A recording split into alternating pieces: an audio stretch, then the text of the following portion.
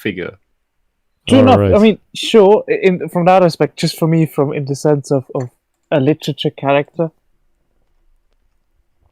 All right. Anyway, let's get going, folks. Good afternoon, and welcome to Smudcast number 264. It's Renegade Cut Day. Welcome, welcome. The real rules of horror movies. I have not seen this video.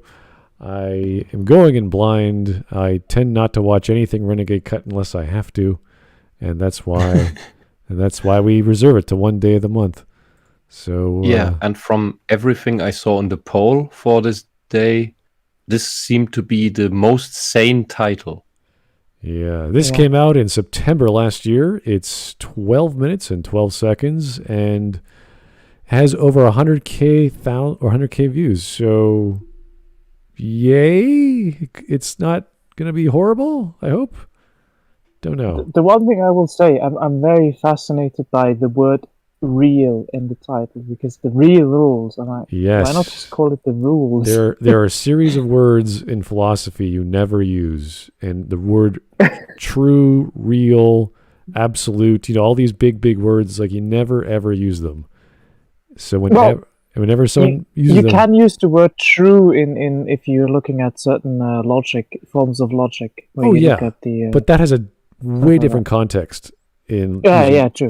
in formal logic than you're talking about a proof in math or an absolute value in math or this or that. So yeah, there's many different things in logic that you don't apply to common language. And real The is most always truest, been- absolutely real concept. Yeah, Yes. this God, love, time, like all these things are like, oh my God, just stop it. So got to be careful with that. Anyway, Renegade Cut, Mr. Politics, Mr. left-leaning political person who sees the political edge in everything. And then he dives right in, and then we get lost. So anyway, 12 minutes. We can do it. You guys ready? We're good to go? You got all the watch together? Yeah. Okay. All right. Turn on subtitles so we can not hurt ourselves. We can do it in 120. Yeah. Hopefully it won't be like before where we just sat there in awe, in stunned silence. We have no idea what the hell is being said. I don't think I have the right drugs for this stuff. Yeah. Well, I don't think anyone does. It's just a trip. Yeah. Okay, let's go.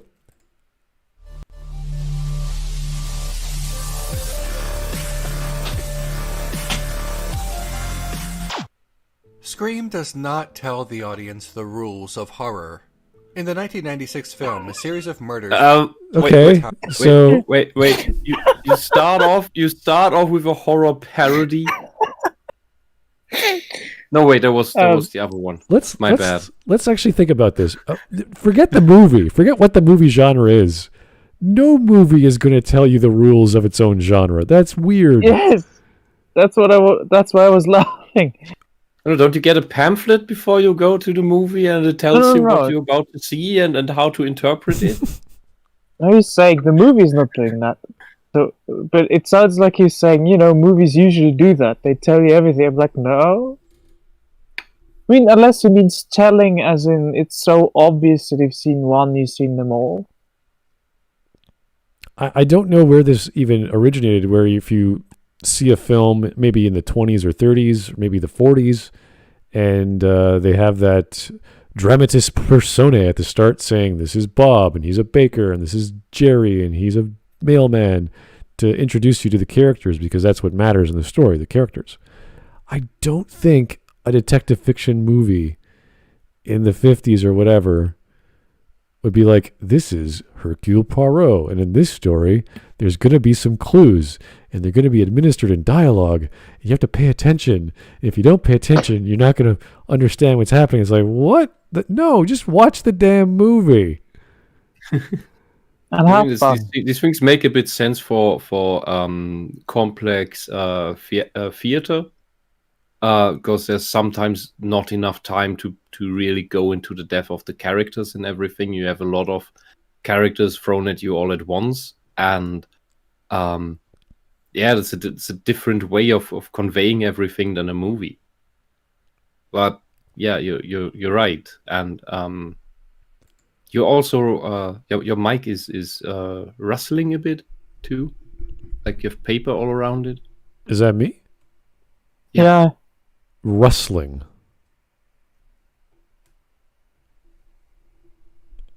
I don't have anything touching the mic. Maybe check the connection, the cable connection of the mic. You know, is the cable rustling against anything? No, the cable is fine. Everything's connected. The USB is in. The connection to the actual mic is fine as well. What do you actually hear? Oh, really? It just sounds like something's rubbing on the mic. Okay. Very, very. Maybe softly. it's just us, and it's fine for the stream. So Let's ask the stream. Hey guys, am I coming across okay? Can you hear me all right? Because that would be helpful. Maybe it's the server we're on. I don't know, because that's always a I mean, possibility. it's also possible because both Wisp and I are in Europe, and you're in the Americas, so that might be Okay, something. let's try Yeah. Singapore next, because Hong Kong was good, but let's try another Asian non-European or non-American country here.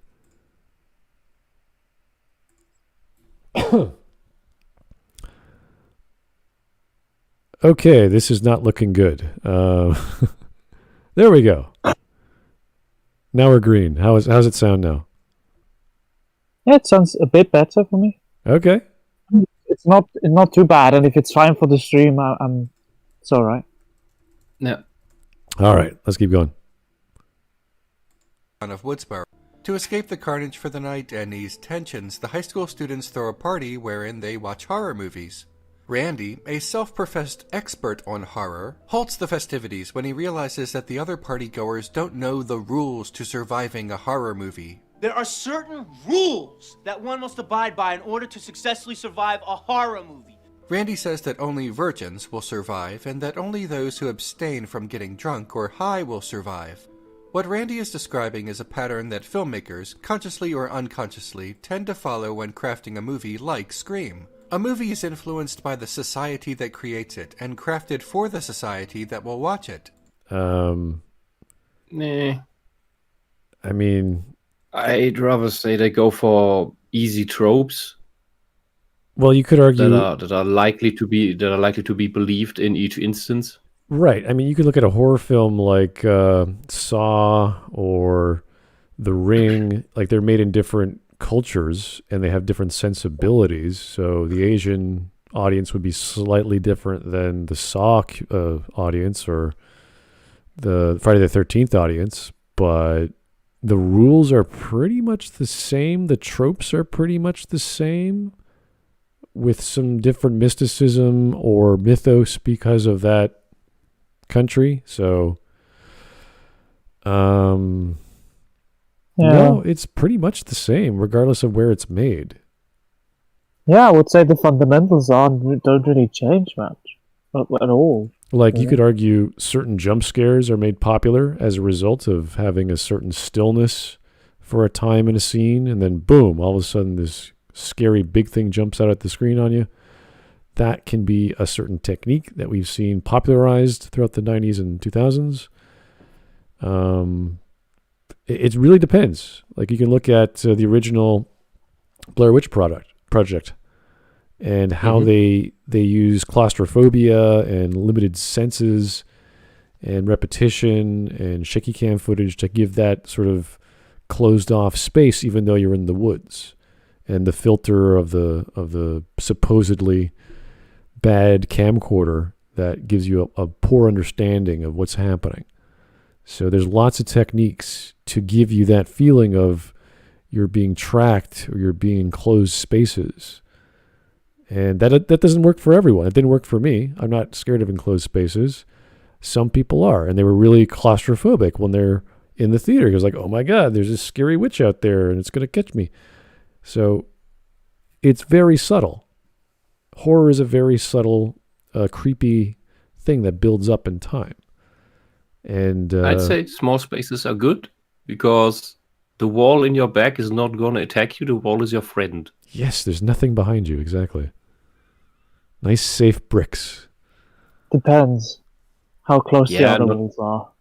Well, we were just talking about the strength of German bricks, so I would imagine Yeah. if you're in a house of German design, I think your wall is gonna surmount some windmill, not some wind turbulence or bullets or what have you. It's like nice solid bricks, so you should Yeah, I be mean, fine. we have buildings here that were built in the 13 what was it 1330s or 1350s, and they're still standing Same here. and being used. I mean, the castle near of my town is quite old as well. I think that's 12 something. And while a large part of it has been renovated through time, the foundations still are the same. And it's been built around the same time my hometown was founded. Take that, Americans, with your 200 years of history.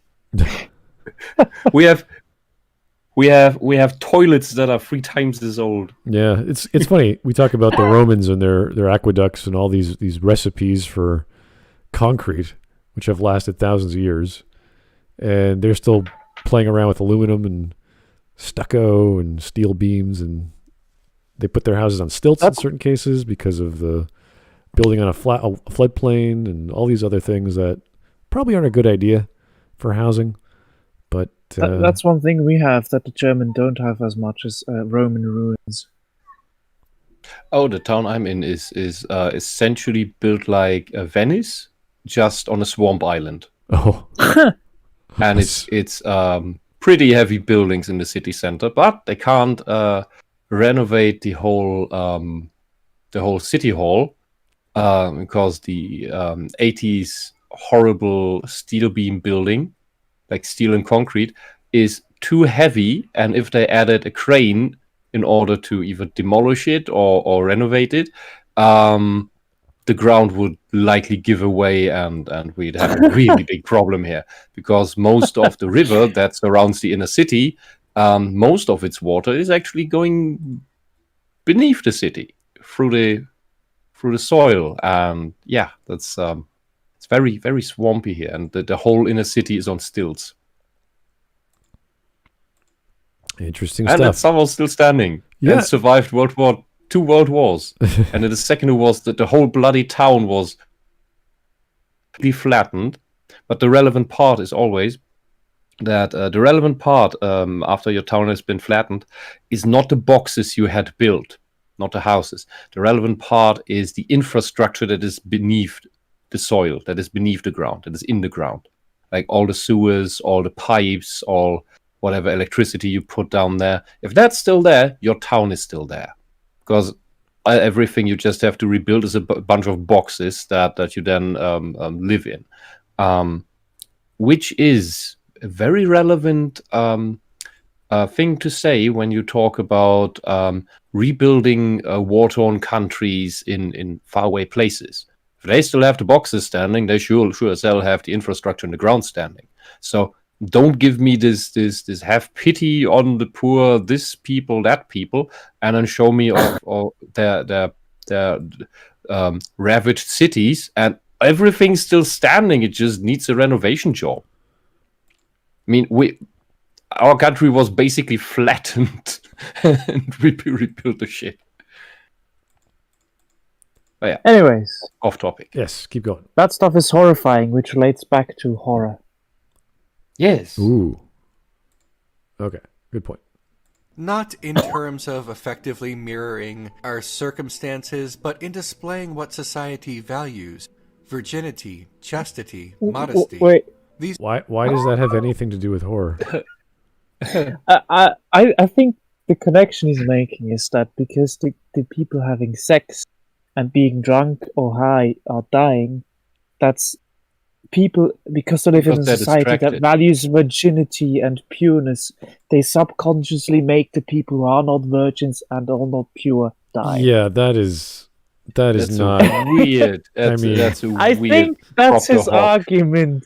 I logic. disagree with it. But Is he I gonna think jump- that's what he's Yeah. saying. Is he going to jump you're into right. religion because of that? Like, oh, it's conservative values. They all the ones that die. You're like, okay, thanks. I mean, let's do some hedge trimming with Occam's razor, and you get to, well, those are the people who are distracted or slow and sloppy because they're drugged, distracted because they have sex. Or Um, stuck inside each other.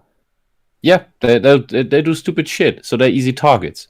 And the next thing is the virgin. That's the innocent one. That's the one who still has the most to experience in life. So it is the most valuable thing to kill. So you leave that for the end of the movie, because that's the biggest emotional impact. Well, that's not because society sees the other things as evil. It's also practical because they're the ones who are the most cautious. They realize what's happening. They are seen as the person who cries wolf, and no one listens. So it's kind of a practical thing. But I don't think there's some real symbolism behind that, as to say, oh, the virgin Christian person over there is going to survive to the end. Because they didn't, it's like, what? No, that's not why. You could make a film where there is that symbolism there, but you would have to make it obvious. But I don't think it's a general rule. Yeah. Also, I'm pretty sure there are at least a couple horror films where people are having sex and people who are drunk survive. Yeah, plenty of those. There's so many Friday the 13th and all this other stuff. There's loads of symbolism in the what is it called? Nightmare on Elm Street, of teenagers wanting to get it on and doing so, and in the process losing someone they loved or whatever because of fear, because that's how the story goes. But it's not some exclusive value to all horror or American also, horror. Like, Alien, pretty great horror film. I don't remember anyone being drunk or having sex in that film. Yeah. It's Whoa. Right, that's a thing of this day and age where every big Hollywood movie needs a sex scene for some reason. In some capacity. I would like most ones I see have one that are not rom-coms. And the same is true for TV series. You always get the stuff in there, and I don't know why, because it usually is not necessary. I'm trying to remember. It's not driving the plot, it's not driving the characters, we have a naked scene. Yeah, driving butts into seats. There was that film in the 80s or 90s, Screeners or Screamers. It was about people who were killing themselves and bringing themselves back to life. What? They were like med students or something. I'm not never heard of that. And they did have sexual imagery, but it was based off the character who was a womanizer. So we had all these flings, and he was being haunted by them, I think. Like, that was the idea. You would see your fears come to life in some capacity, so you couldn't dream anymore, you couldn't sleep properly.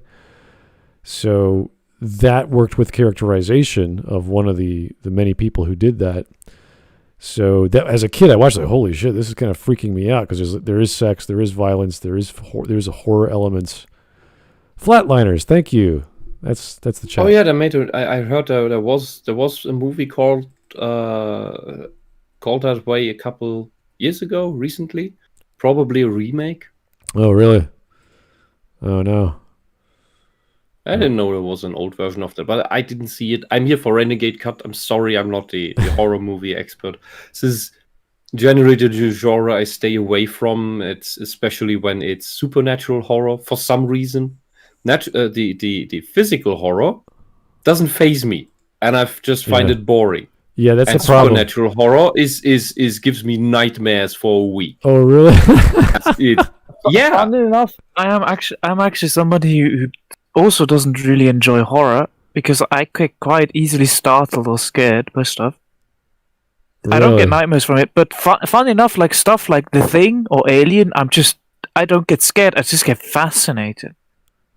So also, for example, like Lovecraftian stuff, I also don't get scared, I just get fascinated by the concepts and the ideas, which is kind of weird for me. That was with me with Blair Witch, because I'm pretty practical and everything. So I was actually watching the theater half as much as I was watching the film, because the film was pretty straightforward. A bunch of people walking around in a forest. It's like, yeah, whoop-de-doo.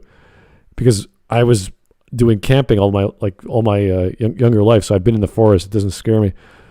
And there's all these people losing their minds in the theater, like screaming, like, "What is wrong? Like, what is going on around me?" So it was kind of funny to watch that. The thing is, I think because I thought about this for a long time. There was a buddy I went to cinema with regularly, and she was into horror movies a lot. And so once in a while, I went with her to a horror movie because she really wanted to, and I hoped it wasn't some supernatural shit. And I think the what makes the difference for me is physical horror that's something graspable, that's something that I can fight back. But something supernatural, even though I don't believe in it, somehow does something with my brain where, well, if that was a thing, it's magical, and I don't know magic, so I can't defend against it. So it scares me. So I don't know. I don't know what the logic is in my stupid brain, but I don't know. It gets to me. That reminds me, the last horror film I saw was the Evil Dead remake, and it was a girl I was dating at the time who wanted to see it. That was like, I don't know, 7 or 8 years ago. And it had that supernatural element. And I was half sort of laughing, but half sort of fascinated because of what the entity could do, how they could control people. Same. Yeah, I was like, what is it doing? Like, well, that's cool. And this guy was like, Sorry. Chopping his arm off and all this other stuff. Like, holy shit, they're really going crazy here. So there's a lot of stupid tropes in there as well. Again, it's a cabin in the woods and all this other shit. So basic stuff. But I was really impressed by some of the effects in that film. Yeah, no, it was fascinating enough for me to pay attention and go, oh, that's what are they doing now? That's weird. But it amounted to another silly prophecy nonsense where the thing comes back to life. Yeah. And now it's easier to kill as a result. And you're like, wait a second. Before it was like almost unstoppable. And now that it's reborn, it's like, oh, that's not very scary anymore. So sadly, didn't have a climax I liked. Matthews, Ash vs. the Evil Dead was, or Army of Darkness, it's more like horror action comedies at that point. Yeah, those are fun. That's a different thing. Yeah, those are fun though. Anywho, let's keep going. Puritan conservative values are praised by the society that made movies like Halloween. Okay, does anyone know this? Does anyone know this, that there were some family or church groups who watched Halloween and praised Halloween for having Puritan conservative values of a bunch of kids trying to have sex on summer break or March break or whatever the hell it is? I really doubt that. I'm just, I'm just going to lay that right now. I don't know, but I really doubt that.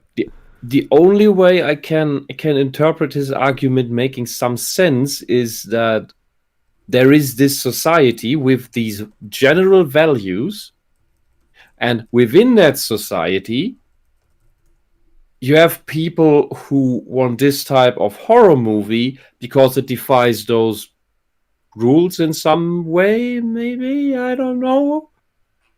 No, I definitely remember the organization for Amish people in America saying that Halloween is a fantastic horror film because it represents Puritan values. Oh yes, the Amish with their TVs. Yes, definitely. Their cinema clubs and... That has got to be the hottest take so far this month. I'm like, wait a second. You're trying to tell me this is during the 70s, and was it the 80s or the 70s? I think it was the 80s when it really took off, the Halloween stuff. So that was the same time when all those right-winged religious right groups came out in America and were against all these things like music and Rob Zombie and all these other. Oh yeah, when the Karen SJWs were on the right side of the political spectrum, and now the Karens are on the left side. There's no way they'd be praising a horror film. There's no way. for its conservative Well, values. especially a film like that. That's crazy. Come on, Renegade Cut. They hated horror, they hated action, they hated music. Later on, they hated role-playing games. And a long time ago, they hated books. And I'm not talking about book burning. I'm talking about what was it? Reading addiction. Was the youth is only well, that was when the printing press started, and you could copy books en masse. And that is when the older generation complained about the youth is just stuck in reading, and lots of it is fiction. They're going crazy and lost in these fantasy worlds, and they're going crazy, especially the women. We need to keep them away from reading. It's just it's corrupting the youth. It went all the way back to books.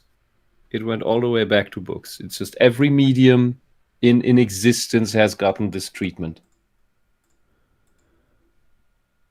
Okay, let's. It sounds like some comedy sketch, but that's history. I don't know. This is like noteworthy. Just like, dude, do you really think this? I need some examples. Please post me some news articles or reviews by these mothers or church. I don't know, priests. A pastor during his sermon. Praising Halloween. Anyone wants to see a really great conservative value movie? It just came out in theaters. Halloween 3, where a bunch of teenagers have sex. It's like, wait a second, what? Hold on, what? And then they get punished by this demonic character. It's fantastic. All right. But I also would have liked a list of the things that he alleged the movies to have, the kind of tropes he wanted. Maybe he's getting into that, but he's certainly not putting anything on a list. In the sense of, here are movies and I fulfill this, and this. Like this guy, this type of guy dies, this type of guy dies, this couple dies, and the virgin ends at the end. Give me examples of these types of movies that follow these rules. That would require work. What? No. Really? Well, more work than he's willing to put into his stuff. No. All right, let's. Okay, he's getting somewhere with this. He has to be getting somewhere with this. This is too weird for him to just make this comment. I know just a church that hits his point home. Just need to find a good picture of it. Yeah. Let's just go with this one.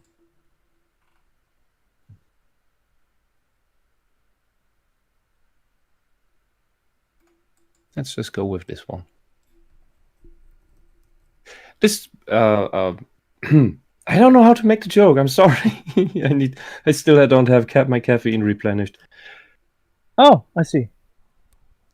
Do you know which church this is, philosopher? No, but I see the symbol on the church there.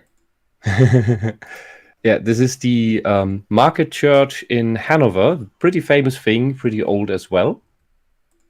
And if you look at the church tower, Smut, what do you see? I'm trying to put up on screen. One sec.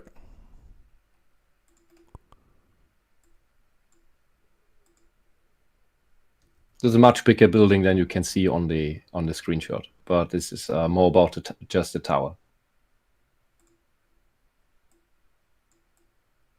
All right, let me pop it up.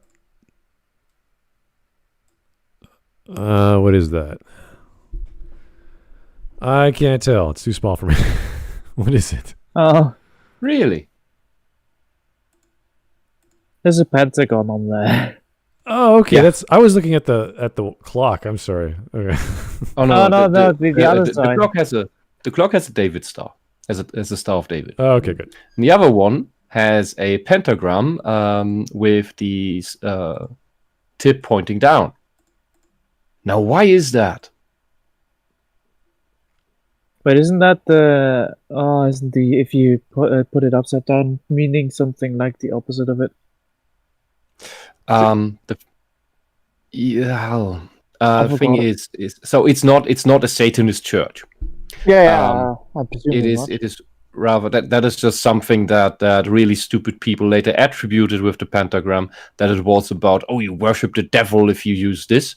That was not the case. The Christians appropriated the symbol from the predominant cultures and religions, because it is a ward against evil.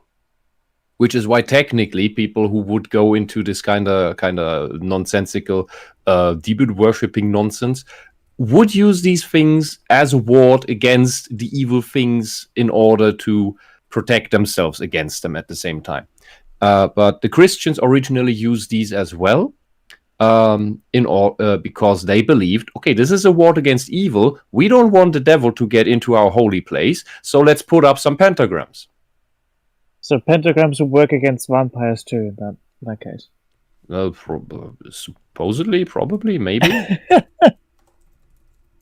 But yeah, it's originally it's a ward against evil, and I do not remember. I was trying to find a picture of the other side, because when I was in Hanover last, and that is about 10 years ago, I thought there was a heptagram on one of the other sides of the tower, which is a white magic symbol. It's for healing, positive energy, and you have all these interesting old symbols in there that you now find in these pseudo religions like Wicca, that just picked up on mainly on what is a persiflage of what Christianity made of the native religions before they replaced them, and mainly by appropriating the festivities and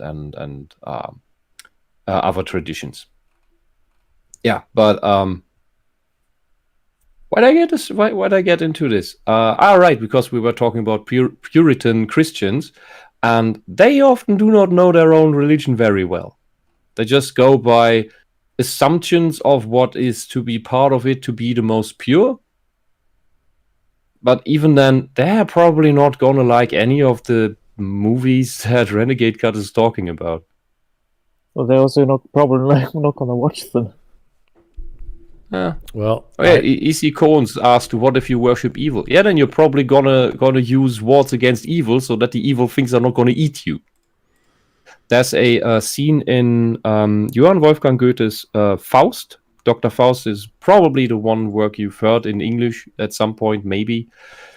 Where Faust is a wonderful book-long poem, especially the first one's great.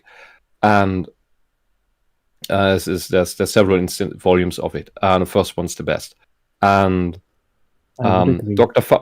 Faust he's a scientist. He wants to understand the world as best as he can. He wants to understand what makes the world tick on the inside, and so he dabbles in everything he can. And since back in the day, the occult was part of the sciences, he also dabbled in that. And one day, the devil enters his lab and just has a chat with him in the variant of Mephistopheles, and Faust is just a little.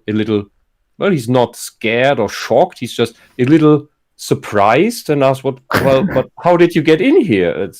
I put a pentagram up at next to the door, and Mephistopheles then tells him very conversationally, like talking about the weather. Oh well, there's you see the one angle of the one point of the star. It's a little askew. It doesn't have the right angle, so it doesn't work. So the devil explained to him why his ward against evil didn't work. It's kind of droll.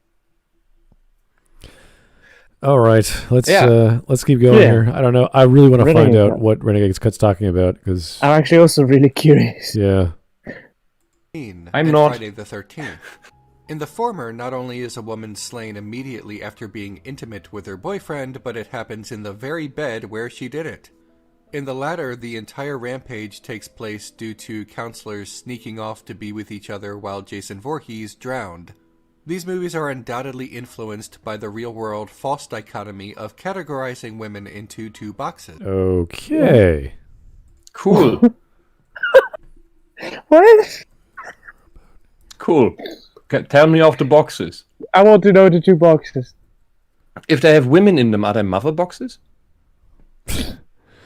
This is so strange. He just went from religion. There's these groups that do this, but it's really about women being categorized into a dichotomy of two boxes. You're like, what? A pure Madonna, or the insatiable tramp who is both sought after and frowned upon by the same men. This pattern reoccurs in these movies. How is that a dichotomy? Can't you have a very Catholic lady What? who breaks her rules and wants to have sex? Have you ever gone to a Catholic high school before? It's pretty common. I just saying.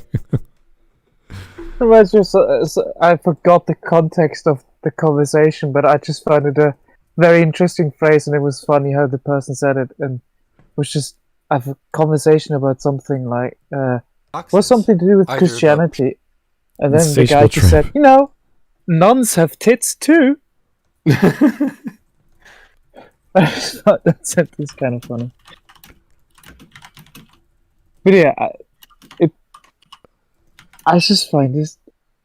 Sometimes I come across videos like this, and I'm just fascinated by the thought patterns of them, because it just seems like there are so many points that are brought up, yet they are absolutely not connected with each other. Well, we jumped from religion to framing women into a box, which I'm sure he's going to call sexist, racist, misogynist, yada, yada, yada. Yeah, true. It just, well, let me say that it is connected, but there's just like no binding tissue. He just jumped from one to the other.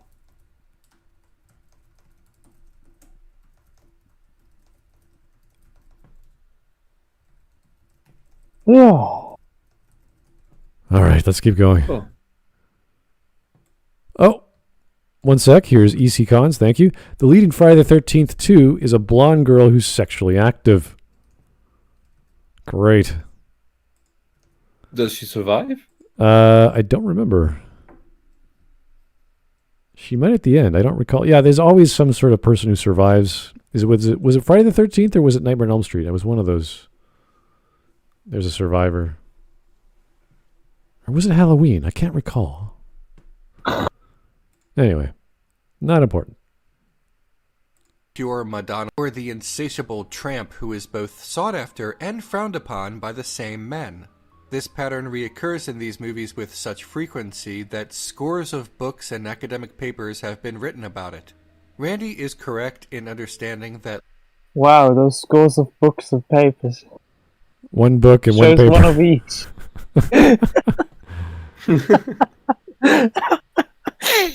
Oh, that's brilliant. Well, at least he does bring examples. I mean, yeah, at least, but it just maybe use different words, or at least show several books and several pages. Maybe talk about one? Maybe reference two or three? Scores. I think he has more energy in his voice this time than the last video we had. This was just a cliche of the YouTube video essays of saying, look, there's books. I'm not going to say how it relates to anything, but believe me, there's books, so I am right.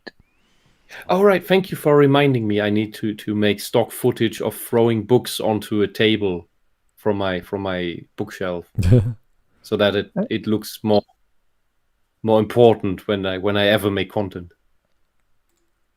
All right, let's keep going. Life or death horror movies is often a value judgment and related to sin, but he is incorrect in the specifics, because what he tells the party guests are not the rules of horror. Wait a second, how do you know what you think the rules of horror in his own film? Wow. Isn't it? I mean, I think I've only seen Scream once, and then Scary Movie, which doesn't really help. But isn't the whole setup of the horror movie who says what he believes are the rules of horror movies? That doesn't necessarily mean he's a trustworthy source, but isn't that a setup for subversion in the movie, that the movie doesn't follow the rules? I thought so too. But I think he's wasn't saying, that look, part of what made Scream such a big impact? I think he's just saying, look, hey, this film tells you about the rules of horror, but those aren't actually the rules of horror. But I don't know. All right, let's see where he's going with this. But the rules of slasher movies, a subgenre of horror movies. Okay. So he's not telling you the main genre; that he's calling a subgenre. Oh, that makes more sense. Oh, okay. Jeez. Sorry, Renegade Cut. Not to your specifications there. Different subgenres have different values, different sins that they highlight. Really? A slasher movie generally features a lone killer, young, mostly women victims who are taken out one by one, and a survivor, almost always a woman who did not indulge herself, and who guarded her virginity. Slasher movies... Except for the actual movie of Friday the 13th Part 2, where... He's really going hard with the religion and women angle, isn't he? I don't know where he's getting this. But in the event, the general assessment is correct that he's positing here. It gives off the vibe of a somewhat classic fairy tale, and I mean the original was not the Disney crap. The original versions, which are all very, very, very dark, where very horrible shit happens to everyone who isn't abiding by good rules of society, by conducting themselves well, and the only ones who get either rewarded or at least stay alive are the ones who do abide by good societal behavior, because those fairy tales come from a time when it was hard to enforce the law. There were a lot of shitty people out there, and any mistake could just get you killed if you didn't die of diseases in the first place. And there's a Swiss fairy tale about a guy who, I forgot the specifics, but it's about a guy who never cuts his hair, never cuts his fingernails, and through some circumstances that kills him in the end. Isn't that the Struwwelpeter? Yeah, exactly, Struwwelpeter. Yeah, well, that's a child that doesn't listen to his parents at all. Yeah, I forgot the details. Yeah. And then my favorite in this regard is Bluebeard. Bluebeard is a huntsman. Very accomplished one. He has a manor and with lots of rooms, and he's looking for a wife. So he goes around and says, I'm looking for a wife. And of course the girls are, and the families are, oh, that's great. He's the rich guy. Let's marry him. And the huntsman, Bluebeard, comes up with a set of rules. It's very simple. You can do anything, you can go into any room. There is stuff for any of your possible interests and hobbies, and whatever it is, you will probably find it here. I only have one rule. There's this one, and you have keys to all the rooms. Here's the bundle of keys. But there's one rule. There's this one door. Let's go with the red door, classic horror movie thing. That's the one door that you do not open. You never open that one, under any circumstances. And the wife, the new wife, agrees. And he leaves on a hunting trip. And she goes for all the rooms in the manor, and eventually she gets bored and curious, of course, because that's the one room she hasn't looked into yet. And she's really ringing with herself. And then, okay, curiosity got the cat, or whatever that's called. So she puts in the key, she turns it around, she opens the door, and inside she sees the propped up corpses in nice dresses of all his previous wives. And then a trap springs, splitting her head in two of an axe that was propped to the door. The huntsman comes home, sees the doors open, sees his new wife dead on the ground, sighs, props her up, fixes the trap, closes the door, and gets out to find a new wife. It's a very gruesome tale, and the huntsman, of course, is a psychopath in a way. what is the moral lesson of it is simply a relationship requires some sort of trust, and what's the other thing? It was simply that you respect each other's boundaries. If you don't do that, it will end bad for the relationship. And the original Grimm's fairy tales, they are all like this. They're this really sledgehammer, gruesome fate stuff. And it's these slasher movies, or generally these horror movies, when you say, oh, it's the most virtuous character that has the highest chance of survival, kind of goes into that vein. That if you conduct yourself right, you have the best chance of getting out of the horrible situation, surviving it. So I can see that argument, if you will, if it's true that it happens like that in the movies, but I wouldn't attribute it to religion.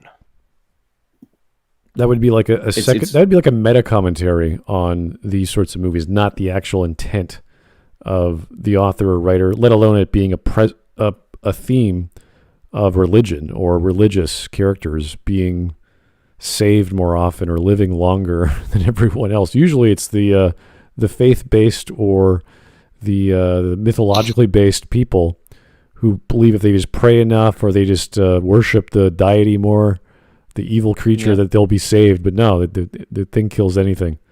The creature kills whomever. And in regards to proper conduct, I rather mean, like, don't get distracted by the indulgences, be it drugs. Drugs make you slow.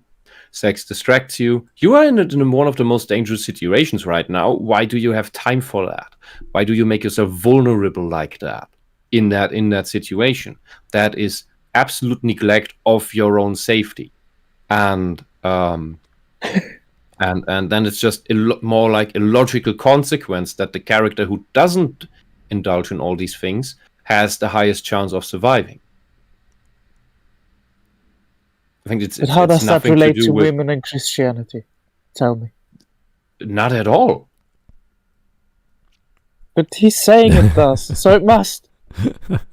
It's probably something to do with fascism. I don't know. Yeah, we don't know yet. We'll find out. Here's Joe Crazy. Pamela Voorhees. If you don't know Pamela Voorhees, she was the mother of Jason Voorhees, I think. Was more angry with the fact that those teens weren't being responsible and watching the kids. She would have done the same thing if they were being distracted playing Go Fish. Yeah, so they are a violent little family, and if you don't protect their kids, she's going to get angry with you. And I'm assuming that's what Jason learned from his mom. We're not sure. Okay. Let's get back to slasher, the subgenre of horror films. These can from this pattern a little and still be slasher movies. Scream, for example, features a pair of killers instead of one. Older men are killed with about as much frequency as young women, and there are multiple survivors living in various degrees of sin. Randy survives Scream despite drinking alcohol. Sydney survives. What a sin! Wow, what a horrible, horrible thing. Despite losing her virginity to Billy. Slasher movies that purposefully deviate from established patterns do so in recognition of those patterns nonetheless, subverting the expectations of the audience. Scream and other slashers that deviate from established patterns are still recognizably slasher movies. Few slasher movies deviate as much as Scream, but that is only because Scream is meant as a send-up of the subgenre. Although inaccurate, it makes sense that the... I'm not sure what a send-up is. No clue. I don't know. I don't know. I never heard the word before. Okay. But this is the exact scene that is the setup for, here's the rules I know about horror situations that I'm telling you, and then the movie does the opposite. So here's the which is to shock the audience and lead the audience astray. Like I don't know what's going to happen because I don't know this. I thought this movie was going to do the things, but it's not. So the second terminology for send-up that I found is give an exaggerated imitation of someone or something in order to ridicule them. So a parody. But that would rather be true for Scary Movie. Right. Not for Scream. Scream is you could make the argument it's a subversion of the genre. Yeah, I think you're right on that regard. I don't think that's what he meant to say. Maybe it means something else to him. I I have don't no know. fucking clue what he meant to say. It essentially means a parody, but it's not a parody. Like the movie is not a parody of the horror genre. First off, he's specific. It is a horror film, right? So it's not supposed to be funny. It's just supposed to be, oh look, it plays with cliches. Yeah, it's trying to it has a character in there who's talking about horror films, which is sort of a meta-narrative of horror films because you're watching a horror film and you're learning about, oh, you shouldn't do this in a horror film. And by the way, he's living a horror film. He doesn't know it. So it's a meta-slasher film in that regard. That's fine. But it's not a parody. It's either one of the other. You can't have a meta-narrative slasher film and a parody of slasher film. That will not make sense. You can't ridicule something as well as be serious about it in a meta-narrative.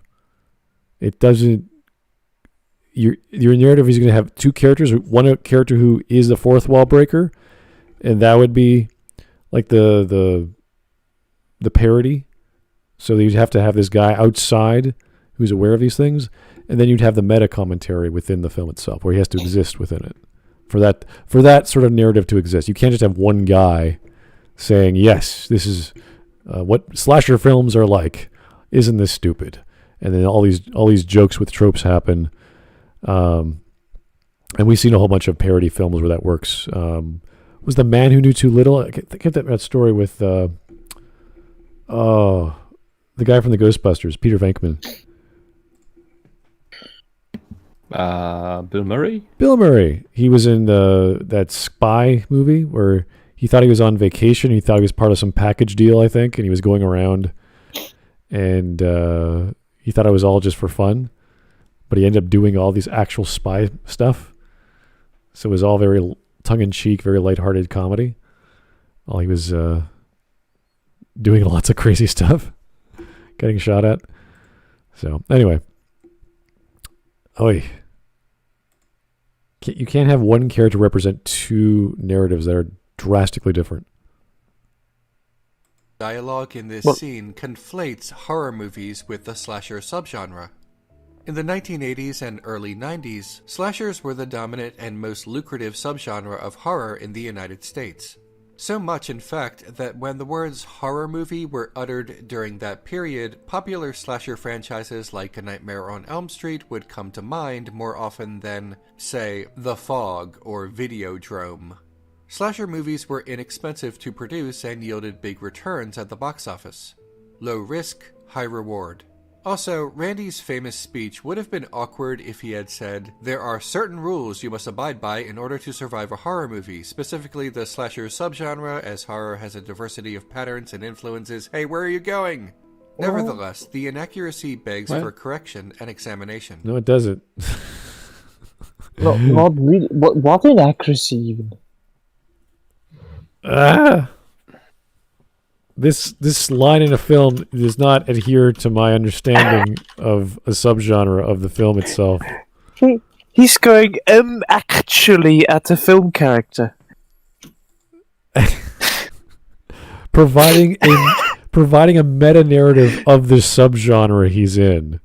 He's like, no, that's not right, guys. No. Can't do it. It seems like an angry YouTube comment at just one random guy in a film. Yeah, instead of someone getting angry at the YouTuber, they're getting angry at the character in the film for talking about films. Yeah. So what? All right. I mean, you can get angry at a film, Renegade Cut. I just don't think it's very relevant to your life, but Renegade man yells at film.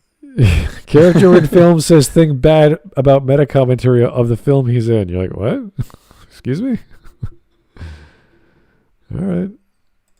Subgenres of horror have their own patterns, and each entry into the subgenre reveals what the society that created it values and devalues. Oh my God! What are you talking about? What? How is a subgenre of a horror film telling the audience what the society who's watching it devalues? It's meant to freak you out. Why is that so hard to grasp? How is it devaluing your adrenaline pumping? How is it devaluing people who like to drink and have sex as teenagers? What? How? Because they get killed? Is there Renegade Cut, have you been young? I don't get this. I mean, unless there's a specific narrative where could you make an argument against it devaluing them because you're scared that they're getting killed, so you value their life to some extent at least? most of these movies, they kill indiscriminately. They don't kill specifically the religious or the non-religious drinking vice-ridden people. They kill that sometimes they're set up in some scene where it has more impact for some reason. Or it comes down for some sort of irony that, haha, your faith isn't protecting you. You just thought it would. Something like that. But that's not on the intent of the slasher. That's just the setup for the audience to have a more impactful reaction. Now, if he gave an example of a film that did this, we'd be like, okay, there's a good example. Thank you. But the one example he showed us actually subverted what he was saying about the slasher film genre, which is Scream. So I don't know. I don't get these people. They have examples that don't work with their theory. And you sit there going, okay, yeah, that is your theory is wrong. Give us one that works, and they never do. And we sit there. Now I'm getting incredibly curious if he ever will reveal to us what the rules for horror films are. Oh yeah, that'd be great. I'm still waiting to learn what the secret of Mario's jump is. Just give me a point list. Give me a 1 to 4 list of what these rules are, and then give us some examples of how that works out and how it doesn't, because every film is different or whatever, and it's just nuance, whatever. I just love how pretty much almost every YouTube essayist I've ever seen, well, there are some good ones, but most of them have no fucking idea how to structure an essay. It's strange. Like, I don't mind having a hypothesis, but that's more of an experiment. Whereas an essay, you've done the homework. You've researched a topic. So you say, oh, this is not an experiment. This is just me reading stuff. Now I know what the answer is. Let me go change my thesis to this is what I think. Here's my proof. And this is what I conclude. That would be... Like the professor where I had scientific writing, she told us about essays.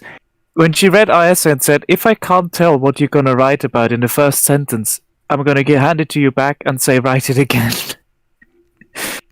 So you already give you basically thesis statement in the first sentence. You already say, okay, I'm going to present this theory.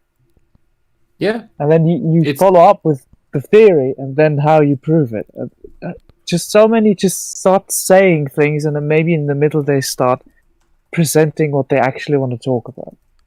Yeah. Write them like you write spoilers for something. Don't wait with your interesting, important stuff until the middle or the end. I want to know, because this is good in the chat, what is the value or devalue of whatever in The Thing or Alien or Aliens? Like, what is... Oh yeah, that's actually a great question.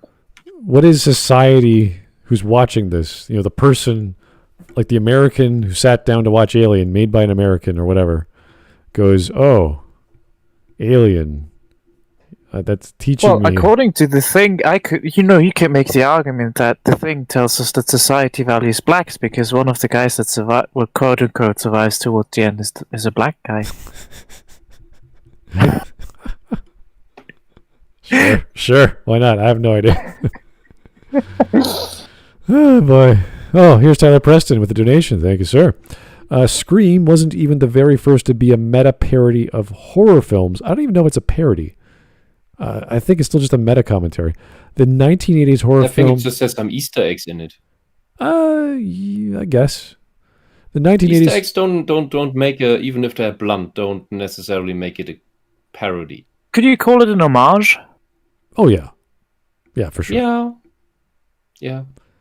You would have to look at specific elements, but yeah, that would work too with the concept of Easter eggs.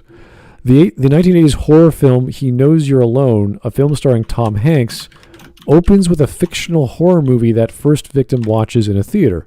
Yeah, this is very common in stories like this. You have a story within a story, or a story about the thing they're going to be talking about. It's either a framed narrative or it's something about the character he's pursuing. So in this case with Scream, he wants everyone to get together to watch a scary movie, and he's trying to show off his hobby. And he's going to the film Blockbuster store and he's renting a bunch for everyone to watch. So that's the setup. So these are very common tropes in stories, not just horror. And because it's about horror, and it is a horror story, it's obviously a meta commentary on the horror genre. That's it. The rules aren't specific unless you want to get nitpicky, like Renegade Cut is here, and I don't know why he's doing all this, where he defines the slasher flick criteria, doesn't even talk about it. Then he says, "Oh, the criteria is not a good example in this case." And you're like, okay, why did you bring that all up then? Okay, let's get back to this. Not a coincidence that various horror subgenres made in the Western world utilize sin as its values barometer, even if the patterns are different. Gothic horror is defined by its romanticism, forbidden sensuality, and by its setting, taking place before the 20th century and in castles, remote hamlets, or decaying, haunted mansions. Gothic horror movies often place sin center stage, sometimes due to being adaptations of novels prior to what we might consider the modern world, and sometimes due to the ubiquity of purity and sin being what... Just as a thing, because I'm actually very interested in Gothic horror and that kind of stuff. There's way more to it than just as what you outlined. Please elaborate. Stuff like often transgression of nature. It's true that the romanticism plays into it, but a very big part is often transgression. Like the horror is through transgression. So like Frankenstein, reanimation of corpses, Dracula, who is a character that transgresses shit ton of stuff like sexuality and all that kind of different things. So that I would put transgression of natural things as the biggest part. And the set dressing is just a bit more because it goes back to the romanticism that it harkens back to in a way. I mean, when the inspiring pieces were written. Yeah. Mm-hmm. And you find Gothic horror from later periods that have very, like, Lovecraft wrote some Gothic horror stuff. Oh, yeah. And, like, a very typical Gothic horror monster is the werewolf. Because it's a wolf and a man, so it kind of blurs boundaries and it's horrible and all that kind of stuff. Something unnatural yet natural in the same way. Yeah, that's a good point. No, I can't. For me, a very good example of a horror story that's meant to be also somewhat comedic in how it's written is by Gothic horror. Is Lovecraft's I think it's called Herbert West, the Reanimator. Oh yes, that was turned into a movie. I think 2 times. And that is for me a very good. Well, or Frankenstein. Both of those are great examples of Gothic horror.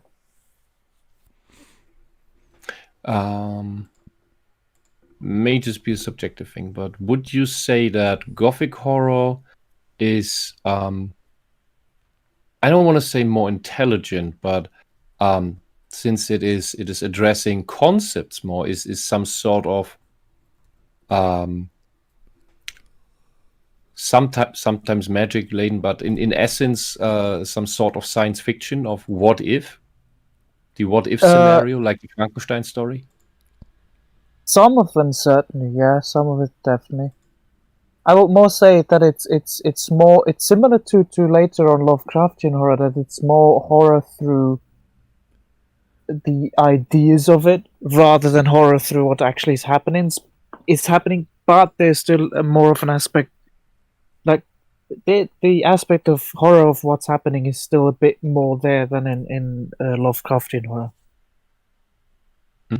So I would say it's more of a mix of something quote unquote horrible happening, but also the horror being from more quote unquote intelligent or sophisticated about ideas. Right. Because what I see as the main core of science fiction, or at least good science fiction, is the is that it leaves the viewer or the reader open to draw the conclusion from the story of what the actions of the characters mean. It's this plays into what we went on about yesterday with you do not necessarily need characters that have arcs, that have growth, but you have a story that plays out, and you can just witness the tragedy and the folly, the result of the folly of everyone, and then draw your own conclusions about how this society might progress, or how these characters might continue if they're still alive, and maybe where they went wrong. And good science fiction leaves that open to you, and some of these old, very, very old horror stories also, in part, leave that open to you as the reader. Yeah, I'll definitely say there's a certain similarity there, yes. But yeah, just this tangent because he talked about Gothic horror, and I'm rather interested in Gothic horror. I had a couple of courses on it, so I was like, there's a bit more to it than just what he mentioned. Yeah. Yeah. You really, well, with stuff like that, you really have also to look at the times and how it was. It's complicated if you get into details. The Western world values and devalues respectively. In various adaptations of Frankenstein, Victor Frankenstein plays God, resurrecting the dead, unnaturally reanimating what was naturally taken. The novel leaves the method vague, but in the most famous adaptation, Frankenstein harnesses a storm, which has its own biblical connections, to give life to his creation. For this indiscretion, this affront to God, both he and... Wait. What are the biblical connections to the storm? I don't know. I know quite a bit about the Bible and theology. I have no clue what that connection would be specifically. Thor? Zeus? Well, that's not really He Christian. didn't say which god. Oh, true. Valkyries? Just to say, I was confused there, but alright. and others around him are punished. His hubris in transcending his human restrictions and meddling in God's domain cost him greatly. In the name of God, now I know what it feels like to be God. Adaptations of Dracula, particularly the 1992 adaptation, show Dracula's descent into inhumanity correlated with the rejection of God, specifically God as depicted within Christianity. The dichotomy of the pure woman and the promiscuous woman often comes into play within Gothic horror as much as slashers, but rather than this dichotomy portrayed as only implicitly having to do with Christian morality, Gothic horror set during more modest eras can more explicitly reference this. Lucy, who is portrayed as promiscuous, is transformed into a monster that needs to be slain through the power of the cross. Mina, who is chaste until her marriage to Jonathan, survives Dracula despite her temptations. Gothic horror antagonists are often those that Christian morality posits as being in direct competition with God, or Not really, though. It's not. He seems to be focusing a bit too hard on the Christianity thing. Because very often it's not specifically Christianity. The Gothic horror has more universal themes than just Christianity. It's more about there are certainly very strong morals and values of the time embedded into Gothic horror stories, but not specifically Christian. I think I just want to point that out because it's kind of important. Mm-hmm. And to God, sorry. such as witches and the devil himself. So, how does one survive a Gothic horror movie, Randy? Surviving a Gothic horror movie is connected with abstinence and a devotion to God. Not always. Why are you asking Randy? He wasn't talking about Gothic horror. Or is he just is he just interposing that they're the same? And it almost sounds like he believes that Randy exists, and he's like, Randy, Okay. stop. I mean, he brought up Frankenstein. right. How does devotion to God and abstinence protect anyone in that story? There's barely anything about Christianity in that story. Is anyone that survives the story abstinent and devoted to God? Not that I can remember, to be honest. Well, then That his was own in that case, his own example would prove him wrong. Right. You know, These are Dracula would be a much better example, but even then, it's not strictly Christianity. yeah. These are all as Wisp was saying. These are all tangentially related to not dying because you're not being distracted by the guy behind the curtain about to stab you or eat you or whatever. That's it. There's nothing like there's no power of God or holy water. In some interpretations of Bram Stoker, of course, of being saved for being chased and not giving into your urges. Because I don't know, there's the creepy count, and he's kind of like over there, and he looks really weird. Like I don't want to do anything funny, that sort of thing. Same with being in a woodshed or in a cabin in the woods. It's like, yeah, we shouldn't be doing crazy shit when we're distracted or going to be distracted all the night because it's kind of creepy outside. Yeah, when you have zombie movies, don't do stupid shit that gets you infected. So don't Throw be a negligent. cross at the zombies. Yes, yeah, that probably does some head injury. Where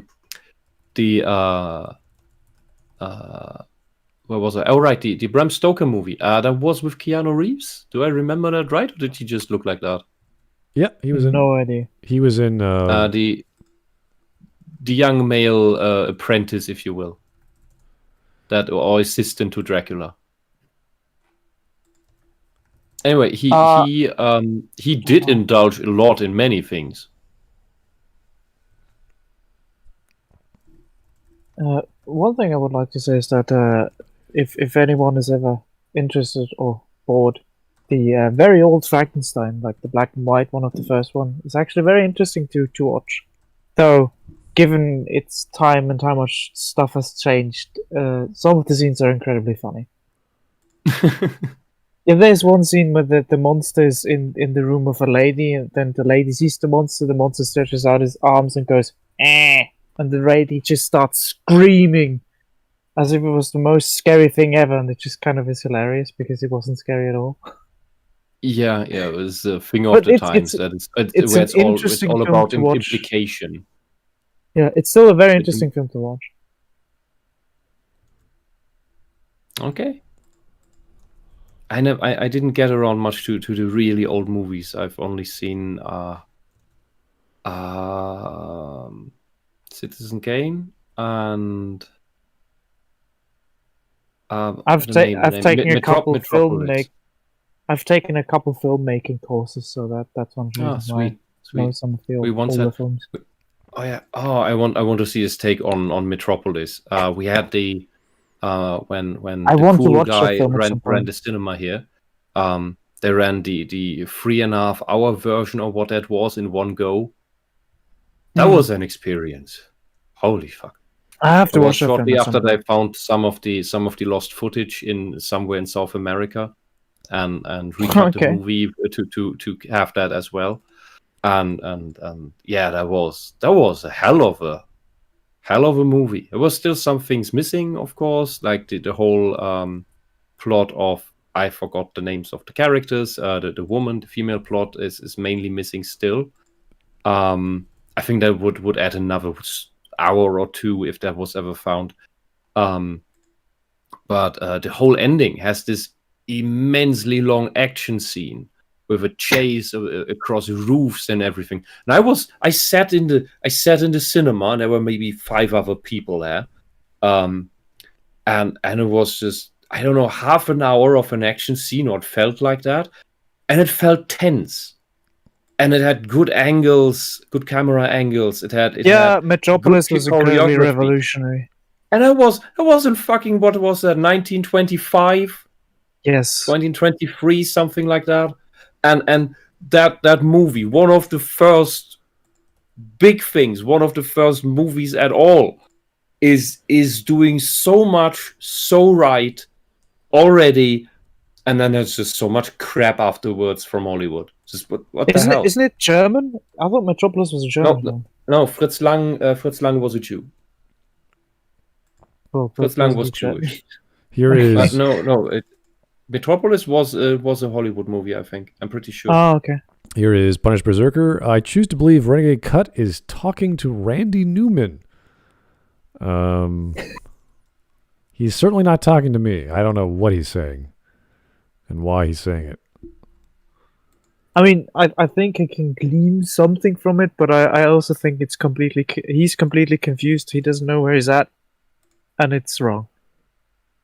I just wish he gave examples that fit his criteria.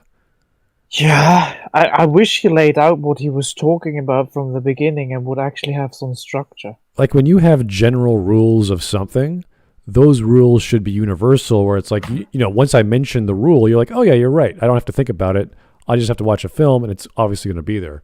In this case, he hasn't quite listed the rules, so we don't know exactly what he's referring to, and the examples he gave us were contradictory. So it's like that's not a good setting to start off with. And he's sort of getting other subgenres and going, well, look at this subgenre. It's got Catholics, and they survive. And you're like, okay, what does that mean? Why did you bring up Catholicism or? Oh God, wait! Will this all end in the thing? Oh, there are no real rules. Because he says, oh, look, this subgenre has those rules, and this subgenre has different rules. There are no real rules. No, I don't think he's going to go there. That'd be fun.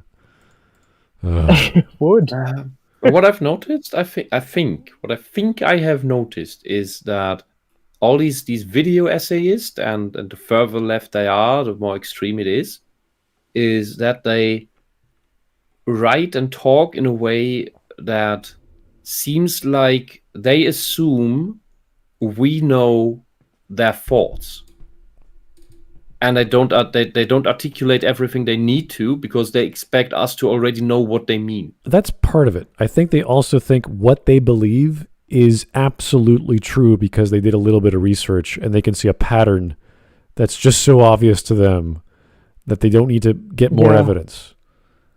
And we sit there and go, have you thought about it for 2 seconds longer? Yeah, because the reality is a 1,000,000 billion piece puzzle, and they found 3 pieces that fit together, and say, oh, this is truth.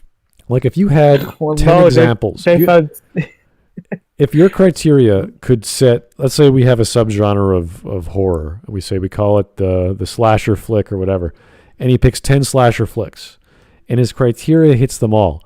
Great, make a video about that. Here's my criteria, why these work.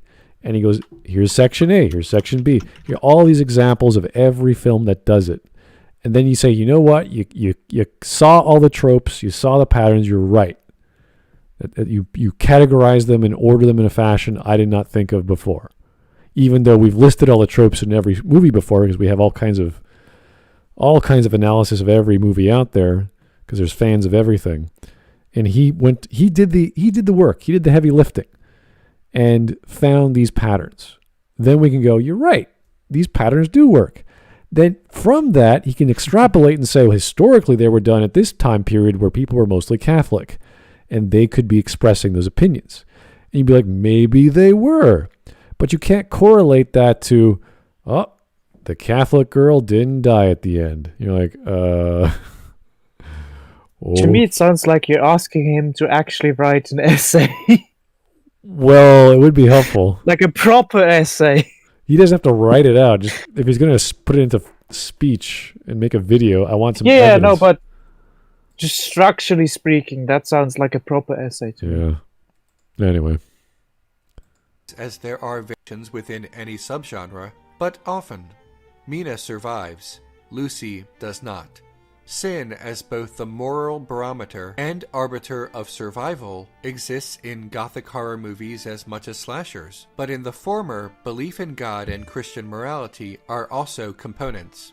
Faith cannot... Or Dracula just had a really good option to turn a woman into a vampire, and he took it. Yeah. I mean, it's pretty much practical in all these stories, how they get through the door and how they can't die. And that was kind of the problem with the Jason Voorhees and Freddy and all these other characters that just can't die. And you're like, okay, how do we stop this dude? And the heroes have to figure that out. So that's the mystical component. You have to the practical element of how do we get safe? How do we stop the bad guy? And that's the scary part. You don't know how. The one thing I will say is that definitely a lot of Gothic horror stories have Christian undertones, but it's largely because they were written by people who lived in a society that was way more Christian.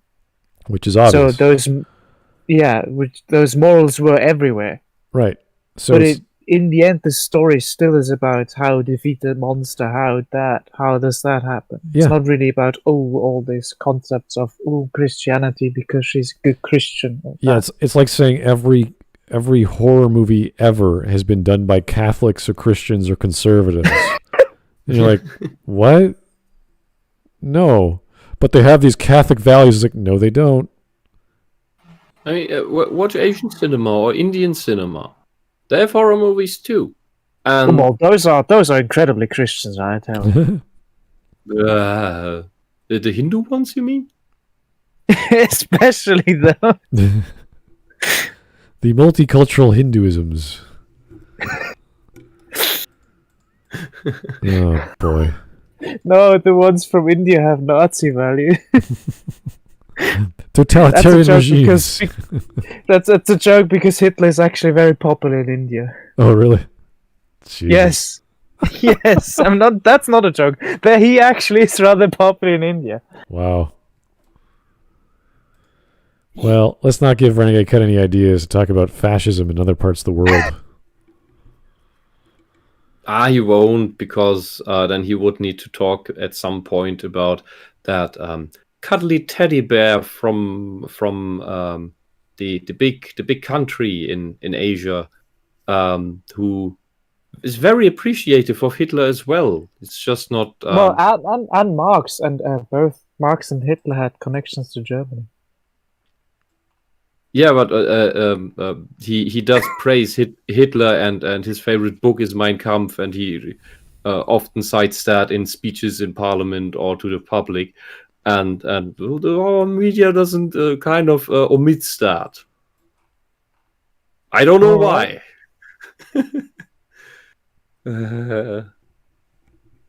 Anyways, I'm curious where he's going. Stop Michael Myers, but it can and will stop Dracula. This overlaps with the broader supernatural horror subgenre. Supernatural horror is often defined by the antagonist. Spirits, demons, devils, supernatural entities that haunt the protagonist. If the supernatural horror movie is made in the Western world due to Christianity being the most common religion, the supernatural elements are often explained through Christianity or defeated through Christianity. Often, the haunting visited upon our characters is related to sin or not showing proper respect to God. In Poltergeist, when the father learns that the cemetery had been moved, he calls it sacrilegious. He later discovers that the headstones were moved, but the you know what? That happens a lot. That's so. Yeah, that's not a thing that only Christians take issue with. Wait, So just him saying it's sacrilegious means Christianity? All It right. could also mean, it could also mean you can use a word that has very large Christian context in a non-Christian context and not mean it in a Christian way. Yeah, because the concept is true in most religions. You could say it's sacrilegious against nature.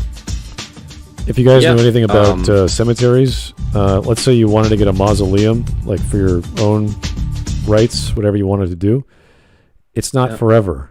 Those things wear out after like 80 years or so, and then they clean them out and they just replace them with whoever wants new ones. It's a business, guys. Real estate for the dead. So yeah, that's the general mainly time necessary frame for. Sorry, go on. The one thing I know, the general time frame for graves is 25 years. really, Yeah, In that's usually the Switzerland. contract. That's we have similar contracts here, and a part reason is that our cemetery soil is so saturated at this point. It's tired. It's essentially tired of processing the deceased. We have cemeteries where when they get out the corpses eventually, they're not gone or mostly gone. They're like mummified.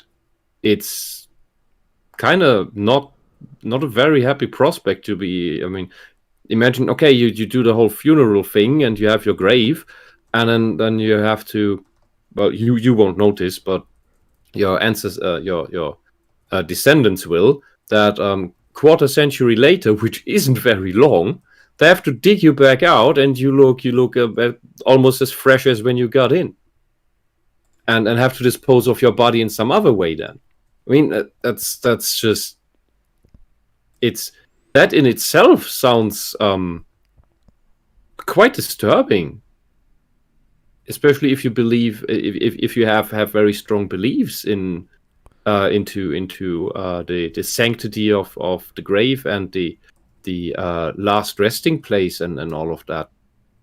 I think the exceptions are Jewish graveyards, where they don't really do that. If I remember correctly, because I've been once or twice in a Jewish graveyard, and you can find very, very old graves.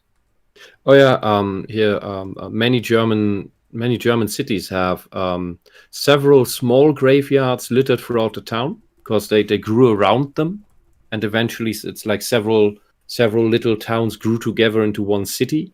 It's usually how it happened here, and so you have lots of small graveyards all throughout town. Some of them are Jewish. There's one here that is usually open, and you can just take a little walk in, sit down, and eat your kebab. And very, very old graves, yes. And sometimes, so it's happening recently more often, that some of the gravestones get vandalized here, which,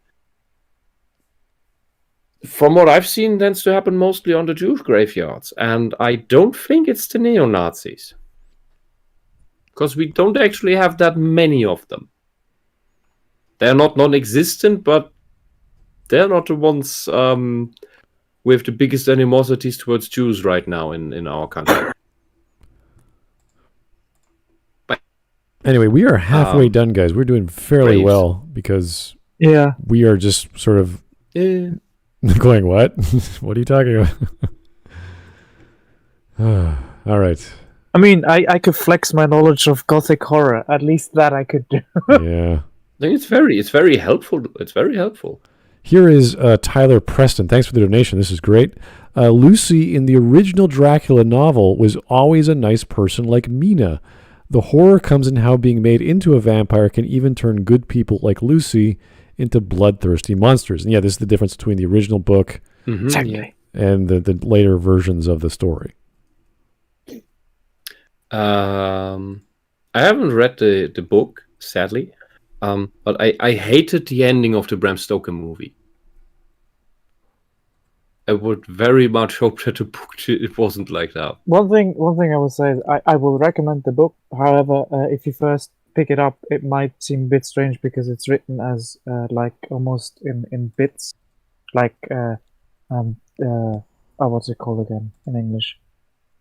Diary, like written diary bits, but it's in communications, so letters written between people, if I remember correctly, and so that has actually a very big influence on the story itself. It's a very interesting book. Good read. I recommend. Oh, and in the chat, RJ Godzilla81 just said he thinks he found the cartoon I mentioned, and it was actually an anime anthology, which fits with the visuals I have in my head. Because when I saw the adaptation of that, I was probably 5 years old at best. Which is probably a very grim thing to see as a 5-year-old.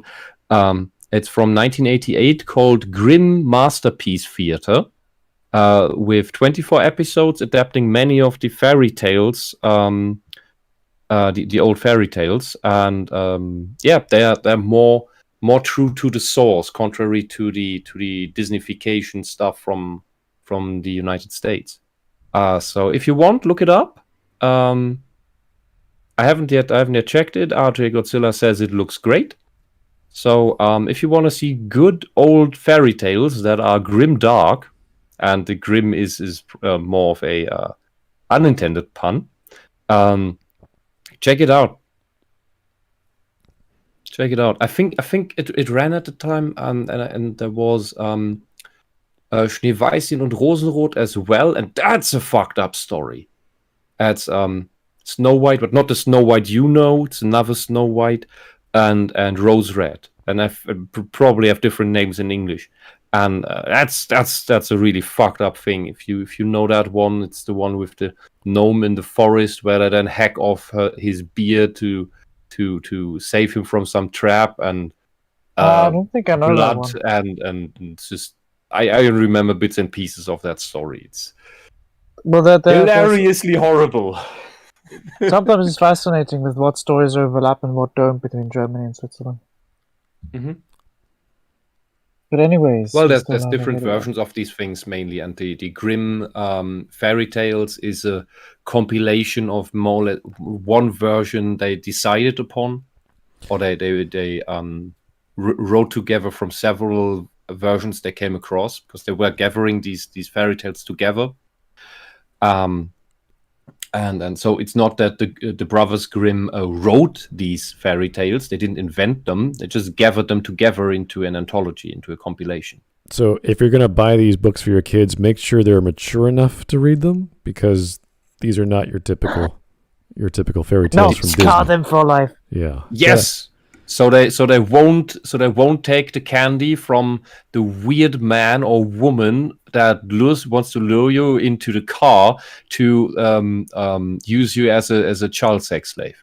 I don't remember the fairy tales about that, but okay. Yeah, no, but that's the kind of moral to hit home. There's bad people out there. There's bad people out there. Watch the fuck out, or you're dead. Good point. Okay, let's keep going. Bodies remained under his house. The antagonist is explained through religion, through sin. The worst ghost in the house is described as the Beast, which is a reference to the devil or demons. In The Exorcist, the demon possessed... Well, I mean, not necessary. You know, a beast could just be a fucking beast. And there's several entities described in the Bible that we just colloquially sum up together as the devil, Satan, but it's several. It's completely different entities, really. It's right, yeah. It's rather complicated shit, but also just in general, you know, the entity is the beast. It just might be that it's a beast. I'm not. It could be that it's Christian, but I don't know the film. I don't think I've ever seen the film, so it might be either or. He seems to be riding way too hard on the Christian angle for me. Yeah, I mean, you can even disconnect the Christian angle and just do a story about the inner conflict with your shadow, although Jung was still heavily Christian and influenced, but with that concept, and we see that in some anime, we see that in the Jekyll and Hyde story in a way, and the beast can be many things. It doesn't necessarily need to be anything Christian. Now, the thing I will say is that, yes, there's definitely a Christian element to The Exorcist. I'm trying to remember. The werewolf is a representation of the beast within man. Yeah. That gets loose and just indulges and just goes by pure instinct and not reason. Well, even the story of The Exorcist is about the mythos of the Roman Catholic Church, but even stories with the poltergeists, for example, was it paranormal investigators, I think? And they're talking about all these supernatural phenomenon, which is not based off religion. So obviously the Exorcist will have a story about a priest trying to exorcise a supernatural creature, because that's the nature of the story. But they don't all follow that pattern. So there's plenty of horror stories out there that don't have to have explicit religious or Catholic symbolism or imagery. And that's kind of what I meant. Yeah, it's kind of limiting to say that. It's almost he seems to be taking something that is explicit in some and just apply it to everything. Yeah, like even with Ghostbusters, like that was kind of not a parody of horror, but taking the ideas of the 80s, of the 70s and 80s of that sort of genre and going, okay, let's make a fun kids show with the ectoplasm and all the funny comical bits and make it entertaining. So there was no real religious imagery as far as I can recall, from the first one at least. Maybe the second one might have had a bit, because that was a bit weirder. I don't remember any, to be honest. Yeah, no, it was just the idea of scary things and nothing to do with purity. There was definitely the desire for sex, because that's one of the tropes in these horror stories, but I don't think that was even borrowing it from horror stories. I think they were just having, hey, we have a great female actress, she's gorgeous, let's play with this, as well as the character of Venkman and how much a sleazeball he is. Like how far can we take that? And then we see the whole the gatekeeper keymaster thing. Like, that's funny. Are you the gatekeeper? Yeah. Like that's funny stuff. It's nothing to do with some symbolism for sex. It is sex. It's literally what they're doing. So and it's a nice Lovecraftian reference as well. Yeah. At the Ghostbusters went into Lovecraftian material for horror, and not just the standard Christian stuff that you usually see in ghost-related movies. Well, it depends. Yeah. Yeah, so context really matters. Trying to see patterns and stuff is fine, but trying to explain that everything's based off Christianity or conservatism is just weird. Yeah, I mean, he should have. One thing that might have helped his title would be to say rules of horror in rules of Western horror movies. That would have helped a little bit. Because we live in this big not connected much, world. But a little bit. And yeah, I know there are other issues. But the other thing is that other religions have exorcisms too. Shinto has exorcisms. Hinduism has exorcisms. Oh, Shinto has a shit of exorcisms. I love the aesthetic of Shinto. I just like it. I just love it. It looks great. It looks it just I don't know. I have a hard time putting it into words. I just like it. All right. We are 2/3 done. It's always a good thing with Renegade Cut. Yeah. Let's go. Let's go. Reagan, defeated through religion, through the expulsion of sin. The power of Christ compels you! The power of Christ compels you! Horror movies show what the society that creates them values and devalues. It values faith, and it devalues a lack of faith. I don't understand. Just because we have a priest running around trying to exorcise a child, I don't get it. I'm sorry. Yeah, this is specifically a movie about Christian mythology. I mean, yeah, but it's a possessed person. She has no control. She's not in control of her body or whatever. Also, I don't remember her. The thing that made her being possessed was not a lack of faith. I don't think so. It was just they never explained how she got possessed, do they?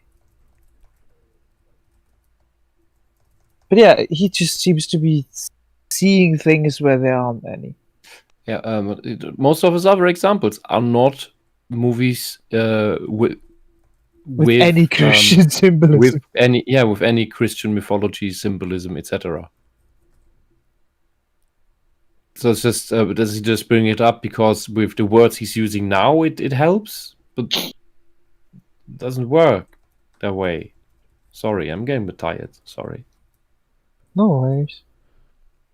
Like, you imagine the values of learning values from watching The Exorcist? I don't remember a goddamn thing the priest was teaching us. Stay in school, believe in God. It's like, no, it's a bunch of dudes. No, just be compelled by the power of Christ. Yeah. That's the value. I don't know. It's pretty on the nose, I guess.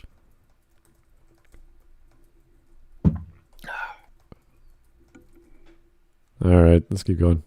Let's go on. Father S.'s greatest obstacle in The Exorcist is not Pazuzu, but his own lost faith, which he struggles to overcome throughout the film.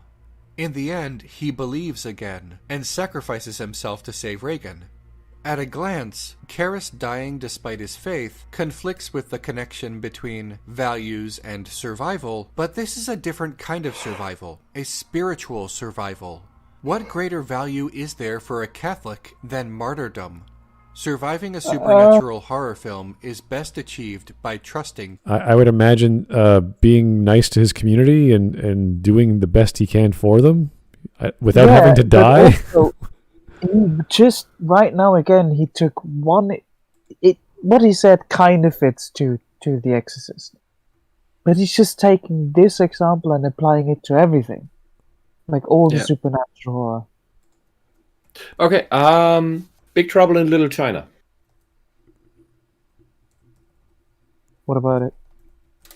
It has horror elements. It's not a horror survival movie, but a Christian expertise doesn't help you in that case at all.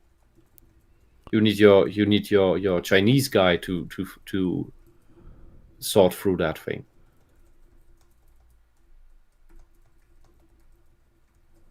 Well, then he make the argument that it's still conservative values, just of a different stripe. Yeah, because the conservative value is religious. Save the girl. Whereas the heroic save the girl, beat the evil thing. Whereas what a wonderful conservative value. Right, it's just because the basic story of humanity. Because Marx doesn't like religion. So because he likes reading about Marx, therefore religion bad. Yeah, Marx also doesn't like family. He had an open relationship and it didn't really work out well. Or mixing that up with Engels. These people were weird. Yeah, just like we have values for a reason. We have families that survive and exist and pass down these values for a reason. That's why we have cultures and uncles and sisters and brothers and all these other wonderful things that believe in a family unit and extended families and societies and neighbors and countries and all this jazz. It's not bad, Renegade Cut. Even if it were teaching these rules, that's a good thing. But I don't think... even if it was just... Even if your family happened to be shit, maybe, possibly. Right. I don't know. Doesn't mean that families are bad. Just because your experience was shit. And even Mine wasn't the greatest, but that doesn't mean I hate the idea of having a family. Rather the opposite. Yeah, but I don't even think what he's getting at is found in these films about conservatism or Christianity. It just happens to be these people didn't go along with the monster and get turned into a monster or get killed because they were smart, not because they were religious. Yeah. Big scary man called Dracula wants me to go to dinner with him. No, I'm good. I'm fine. I'll stay in town, thanks. Also, I think one thing I find kind of interesting always with people who say, "Oh, it's because of society stuff, like it's values of society." I'm like, the values of an individual can disagree with the values of society, so you could say it's just the values of the filmmaker. Can you imagine society looking at writers and going, "Wow, I can't wait to our community to make a writer"? Would that be amazing? When every parent is like, "You want to be a writer? Are you out of your mind? You want to be an artist? Are you crazy? There's no future for you." I just noticed that so recently that in so many people I encounter, they just always put stuff on society and never on individuals. I find that so fascinating. We are a product of our society. Yes, thank you. Thanks. This is amorphous blob, and it's the same with in Germany. Belief in institutions is extremely high, even for Europeans. I think that there were surveys on that, and the Germans believe in institutions the most, and in the sense, and that meant that manifests as everyone understands. Beamte, state-employed people are lazy and slow and overpaid for the little work they do, and probably corrupt. Politicians are corrupt, but at the same time, they believe the institution they work for does good for them and is not corrupt and is not evil and does not lie. While it is made up of all of the individuals that they believe have all these horrible flaws. And that's some cognitive dissonance that I have not yet figured out, or double think even at that point, that I have not figured out how to make people realize that they have this disconnect within themselves. And this belief or this blame in society, the amorphous blob, the institution of society, is the same thing. You do not blame the few individuals that are responsible for things being shit. You put it on everyone as a blanket statement, because then you don't have to do anything, because that's just a leviathan, and you can't. You as a mere mortal, as a single human, you cannot beat a leviathan. That's impossible. You could go for you could address the single tiny issues and the single corrupt people, but that would mean you would have to do something. You would have to go on the offensive, and that makes you a target in return. So rather just blame the institution, because then you can voice your grievance that things are bad, but you don't need to do anything because it's impossible, and that's just, I don't know, it's just frustrating. All right. I just noticed he still hasn't fucking explained the rules of horror films.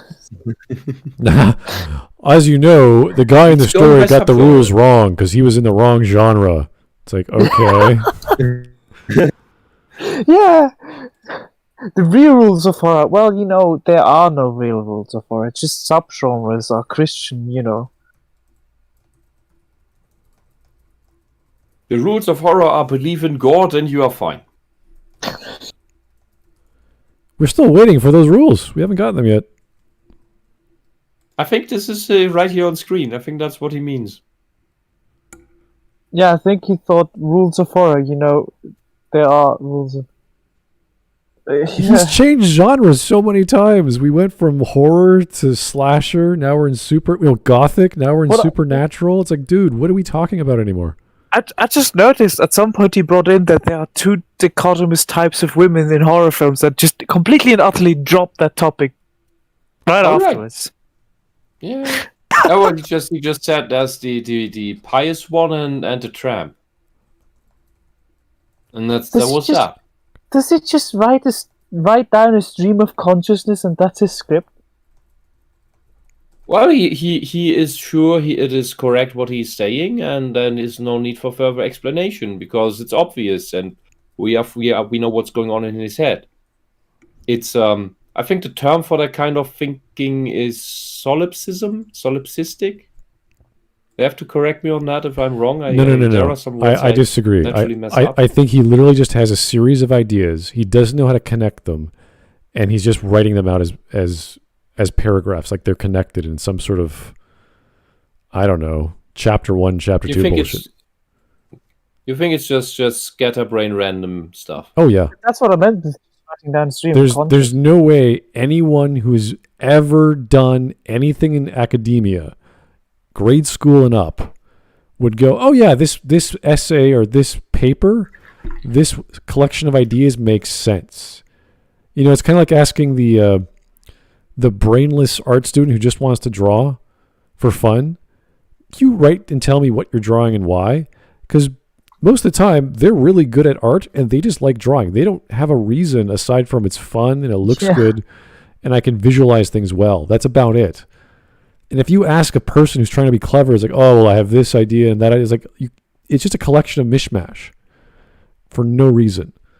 It's not helpful. If this was an essay in written form and he handed it in and I was the person grading it, I would look at him and go like, are you fucking kidding me? The fuck is this shit? It's just... It's like, I know what genre is. I know what here are 4 subgenres. I'm going to talk about this one and not connect it to the other times I mentioned the other 2. And you're like, why? Why would you do that? Honestly, it really reads like first attempt ever at an essay of somebody who just entered like 3rd or 4th grade. Here's a random topic in life I've never read about. Let's talk about it. When they're very young and just start writing stuff and just learn how to structure their thoughts in writing, they write like that. I did write a film report in 3rd grade, I think, about Monty Python's Holy Grail, but it was bad. It was bad, and I think it might have been worse than this, but I'm not sure, because what I mainly did was describe the events of the movie because I didn't know any better. The essay was just about what did you do last weekend. And the most interesting thing I did was watch that movie that I hadn't seen before. Was the first time I saw it, and it completely confused me, and the humor went over my head. And there were funny parts for me, but in overall, if you're a little kid, it's for me it was, maybe it's the autism, I don't know, or because I was young, or because both. But I had no idea what the general plot of Monty Python and the Holy Grail was, because of the interjected skits and then the other jokes and scenes that went on. It completely confused me. Monty Python is not for kids. It's for like young teenagers where they get the joke and the comedy and the style. Yeah. But when I saw the movie later again, I remembered. Oh, this is. I remember this. This was the movie I wrote that essay about that I got a bad grade for, because my teacher was confused by what I was writing. So I retold the movie. She said, "This is nonsense. This is nonsense. You're just making shit up here." But I just retold the movie. So she didn't know the movie either, or she might have noticed what it was. That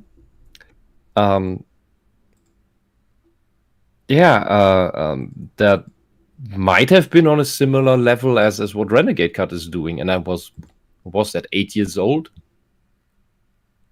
It really does read like that. Well, no. If you had a problem with, let's say, British politics, and you were looking at a British comedy, and you're like, oh, well, clearly this is the ruling class in UK during the 50s or 60s.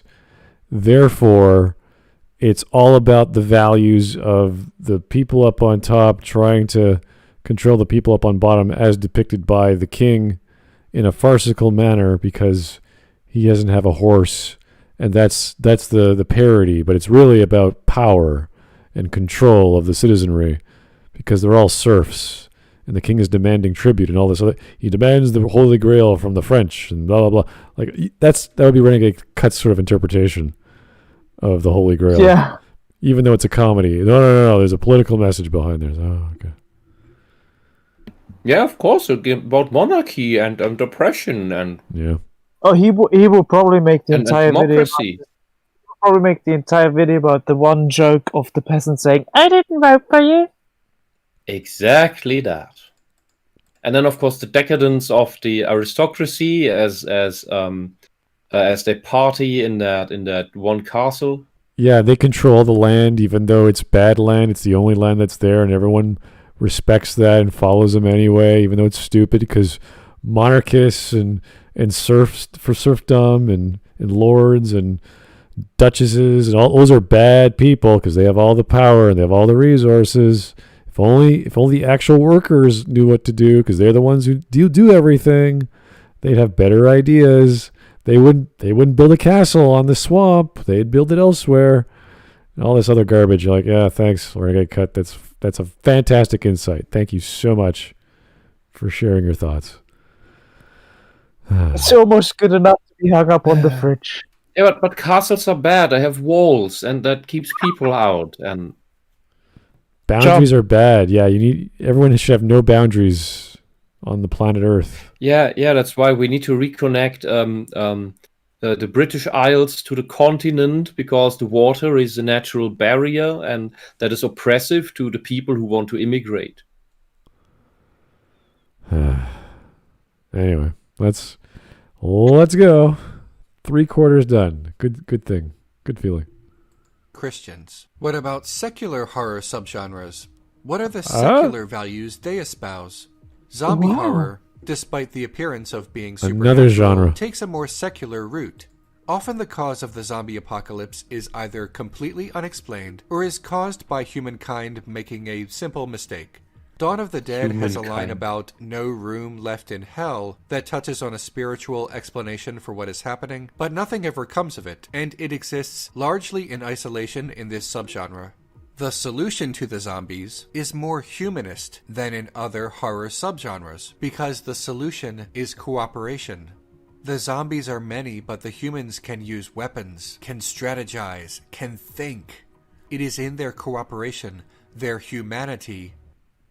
Wait, isn't that also the same thing for supernatural horror, that the humans can strategize, think, and... Yeah, they're trying to solve a problem. In every frickin' story, the people are trying to solve a problem, and they're learning. How do we stop this magical creature who invades people's bodies? You kill the body. There's all these trial and errors. This is so generic. This is so worthless. It's really just one person working on it. I mean, the helpers sometimes get lost on the way, get killed on the way, but they're working together most of the time. Like or was it Drag Me to Hell? They didn't make much of an impact. Bruce Campbell had a cameo in it. But it also had a few funny scenes. And intentionally funny. It was a bit horror comedy as those tend to be with him. And there was a gypsy curse, and which plays on the Christian thing. But then you have other things like what was that other one? Something with mirrors and stuff. I don't know if there was some Christian demon thing, but it was a demon thing, and they worked together to fight it or something. Main character, the main guy, then sacrificed himself to trap the demon in the mirror world, essentially, and that was the end of that. But it's teamwork. It's always some sort of teamwork. Someone tries to figure out if it's a supernatural thing. Someone tries to figure out how to battle the thing. If it's a zombie virus, people try to figure out how the zombie virus works, how it transmits, what the rules of the zombies are, and then they deal with that somehow. You know what? I really don't think there's a horror subgenre called secular horror. I've never heard of that. Yeah, I think he just defines it that way. Maybe now maybe here right now. Maybe he with read things where he fails to project Christianity onto it. Maybe he read like a Vice article or some sort of one of those bizarre blog websites that you get those crazy leftists leaning. Well, we have 20 years of Christian horror, and here's one that has nothing to do with religion, and it's called this. And you're like, what? What are you talking about? But I just realized he said that supernatural horror is about Christian, like believing in Christianity is the solution. But I can think of so much supernatural horror from the West that has nothing to do with Christianity. Like the whole thing about eldritch horror has nothing to do with Christianity. Yeah.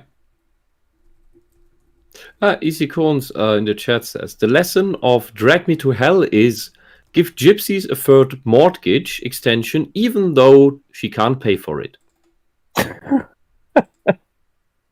It's true. It's basically the story.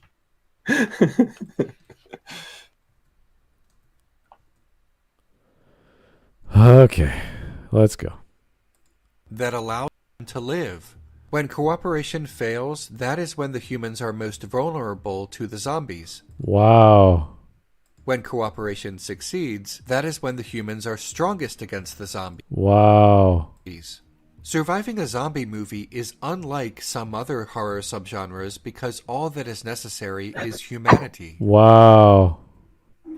What about Scooby-Doo? What a revelation. Holy crap. Water is wet. Thank you. But also, I like how he wrote the points he wrote was like cooperation and something aid.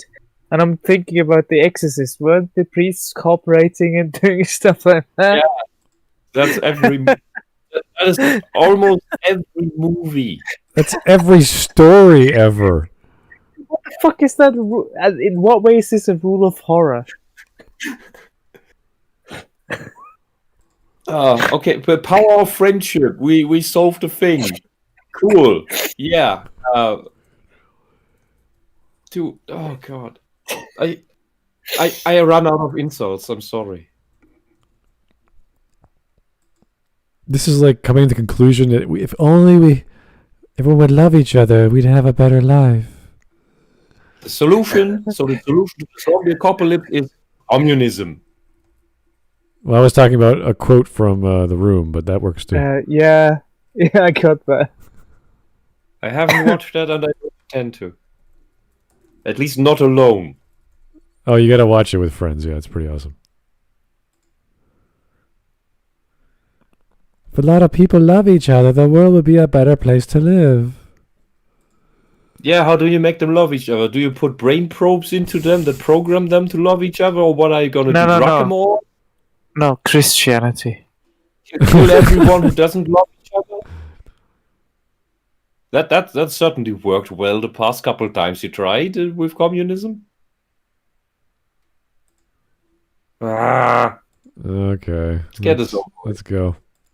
Sci-fi horror often More. values human knowledge over human ignorance. It also values the aforementioned human cooperation.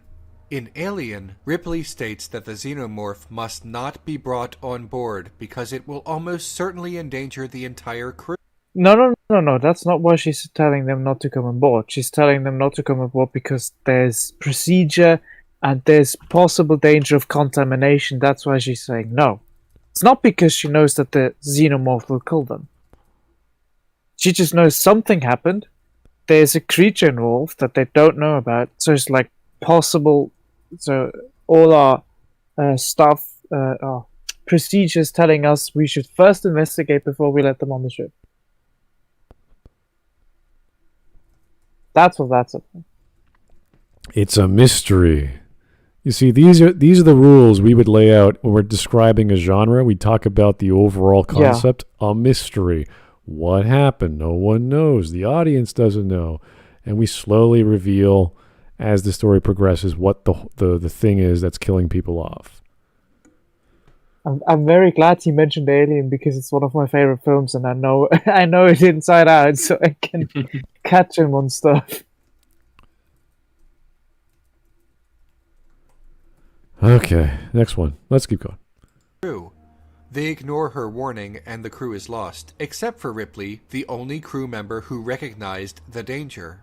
In The Thing... So, wait a second. Did they work together, or was she just herself, by herself? They did work together to some extent, but yeah, he doesn't really answer anything about that. He It's just like says, "Look, Ripley knew the danger and she survived." Yeah, because he just said, well, it works better in sci-fi when they work together. And it's like, well, in Alien, they don't. They die. But he also said it's about in sci-fi, it's about knowing. But she doesn't know the danger or anything. She's just cautious. She just tries to follow the procedure.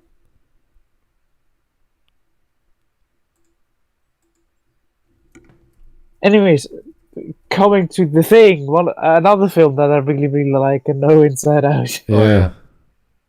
That's a real favorite. Here we go. I love The Thing. Paranoia and lack of cooperation eventually leads the shape-changing alien to run amok.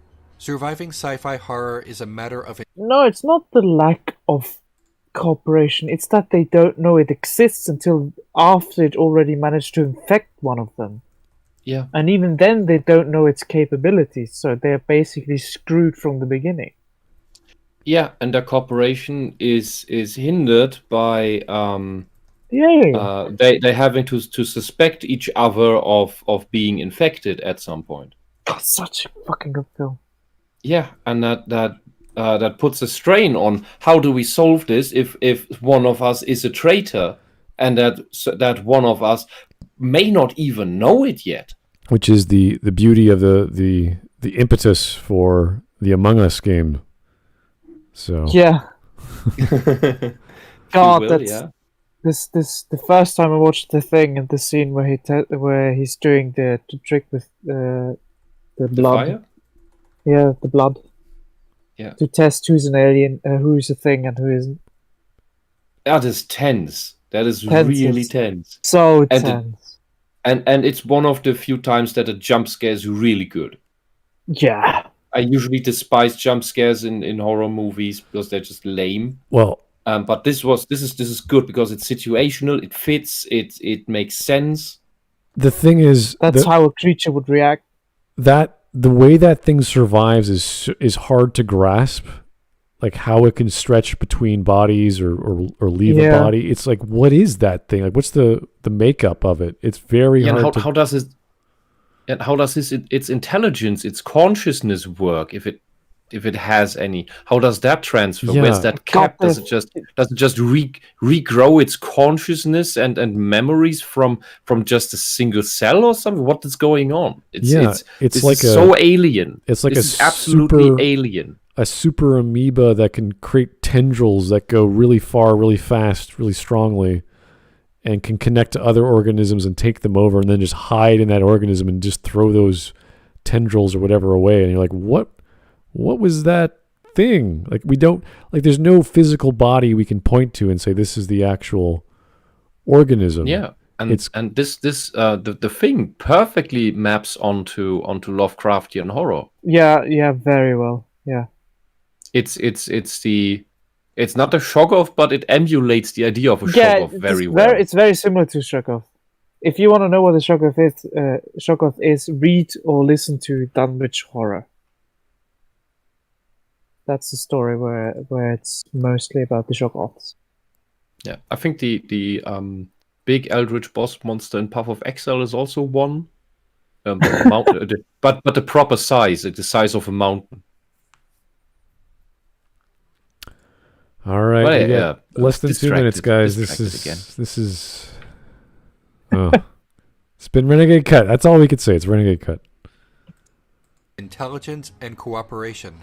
In a sense, both Alien and The Thing operate much like slasher movies. An unstoppable foe who picks everyone off one by one until there is only a sole survivor. We don't find out. See, that scene also made me confused as hell because he's about to slice his hand open or whatever, and the thing just leaps out of his hand. You're like, what? Where did that come from? And it's hiding in your body somehow. You can't feel it. And like, what size is it? We don't know, but it's extremely mobile. I always it confused the hell out of me. I never liked it that Wasn't much. that the petri dish scene with the blood? That was the Yeah, that thing. was the Yeah. Petri dish. The one thing I will say is sure he's right if you reduce it to the most basic parts about the stuff picking it off, like the enemy picking them off. Yeah, but there's a lot of more stuff on top of it that makes them very different. About who will be the sole survivor in The Thing, but the pattern is still there. Remember, a slasher movie. I'm curious what pattern he's referring to. Is that in comparison to Alien? He's saying Alien and The Thing are similar? No, He's he saying does- Alien that and The means Thing are similar to slasher films where the characters are slowly picked off by the antagonist. But Yeah, but that's true for most horror movies. yeah, exactly. Yeah. Nothing to do That's with what I was saying. It's technically true, but it's so broad that it's not applicable to most. Well, that it's kind of applicable to so many things that it's useless as a. Yeah, but that is something you could actually name as a horror movie rule. But Yeah, in some ways, yeah. that's just something that is a natural thing to do because you have to fill 2 hours of content and you can't just kill 80% of the cast in one go and then have the rest try to survive. You can't do that. But most of the time, what the filmmakers want to do is make a cool scene of how someone dies in a creative way with cool props. That isn't like the other deaths. So every death is different. That is something that they try to do. Or All right. Yeah, one more minute. You should it's more have a necessity. a credits thing going, or I don't know, something like that. We can deviate from a pattern a little and still be recognizable as a slasher movie. So, is Alien a slasher movie if it follows the structure of a slasher movie? I would say there is not enough family resemblance, and not only because of its setting and tone. Alien does not resemble a slasher movie because of what it values. What? I think he's trying to bring it back to the Christian stuff. What he mentioned before about sci-fi sci-fi horror valuing that and Christian horror. Not Christian. What does the movie Alien value? You know what a slasher true. movie is, guys? There's a guy running around with a knife, slashing people. Not an alien, not a gun. A guy with a gun is a guy with a knife. Okay, it's not what he values. It's not why he's doing it. It's not the setting. It's not his religion. It's a guy with a knife. But what if it was an alien with a knife? Oh my god. These movies are not that complicated. How do people keep managing to make shit that's simple so complicated? Can you imagine learning media analysis, cinematography, and or writing from guys like him? No. He has an audience. Yeah, sure, but You can make the dumbest video as Godelb has shown us, and people will eat it up. And believe it's true. Well, yes. they'll be amazed by the wordage, the sounds, the visuals, and they'll be like, "Oh, keys, they're pretty. It must mean something." Yeah, it still baffles me that there were people who believed Godelb was an earnest piece of work and thought it was good at the same time. So that they thought it was real and liked it. They are good pieces of parody. Yeah, but Godelb is so over the top. I mean, even the Mauler even constantly in Gedelp, I don't know if you noticed the video game This is titles. stupid. This is put stupid, in. by the way. I'm just going to jump Yes. in. Sorry, Wes. This is stupid. Yeah, of course it is. Of course it is. God, But, no, the drunk British guy. Yeah. Yes. But if you ever looked at the video titles, Mauler puts in Gedelp for references Yes, to reference the video game that is on screen. The year in which it's released is wrong, and the title is nonsense. Almost. And Yes. it begins as kind of okayish and just slightly wrong, and later on it becomes ever more stupid and nonsensical.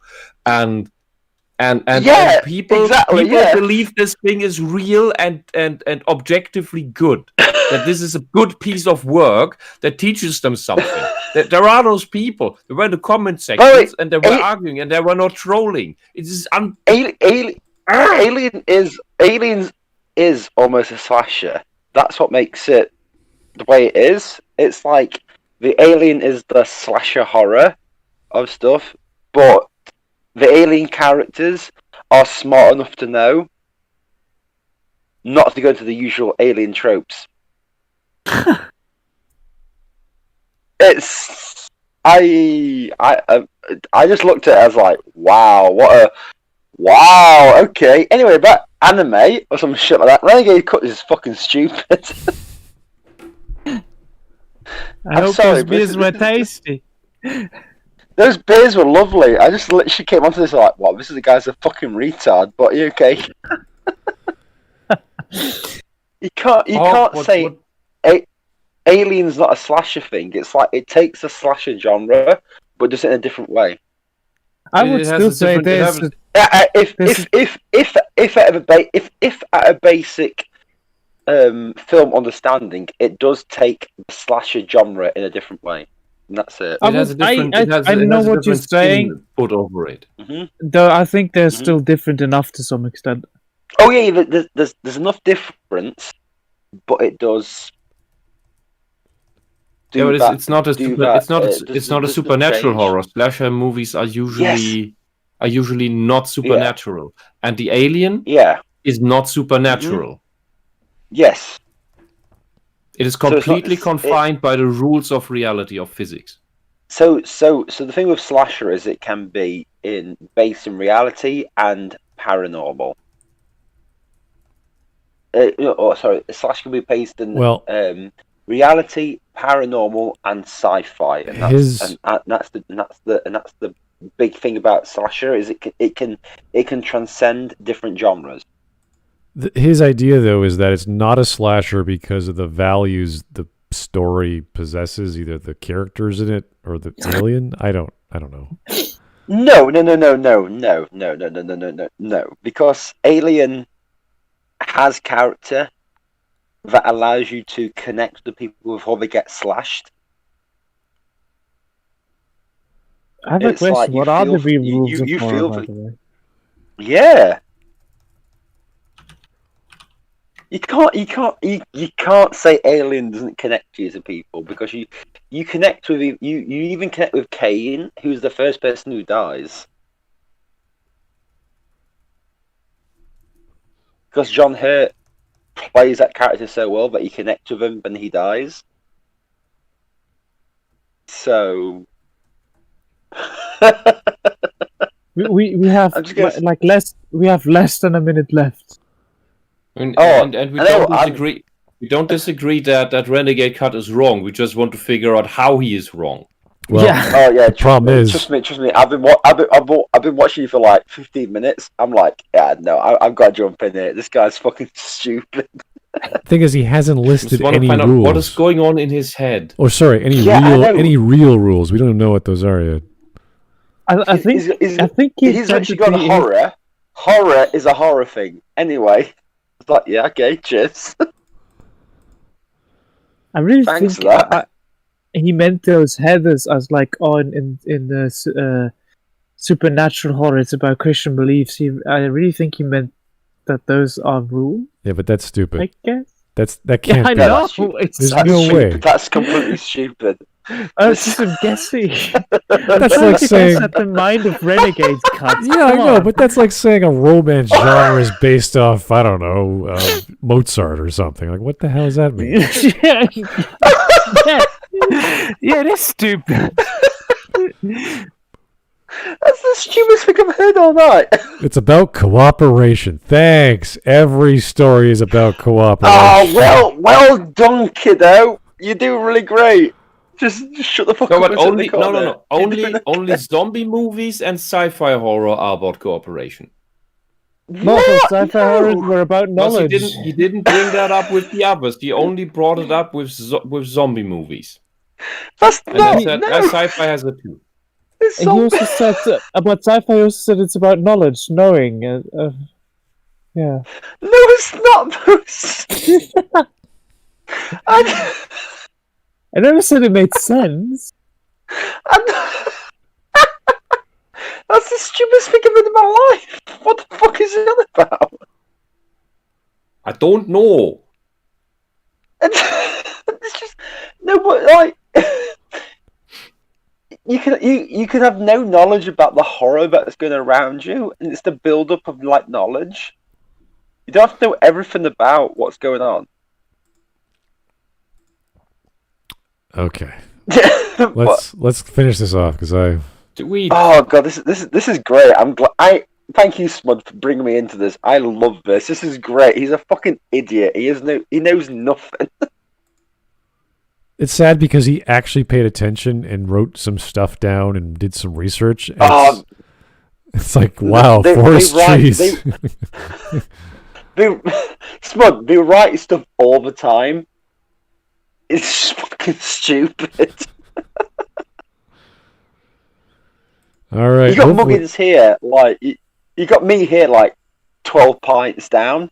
This guy's a fucking idiot. He's a fucking retard. This is wrong. So, guys, next time you want to write some rules for anything, actually list the rules the first time in the first page of your whatever, Yes. and then talk about them. Okay? Mm. Very Yes, easy. Very do that. easy logic. I have a thing called ABC. Let me list ABC, and then you talk about them. God, looking at his like to dislike ratio is depressing. It is. Ah.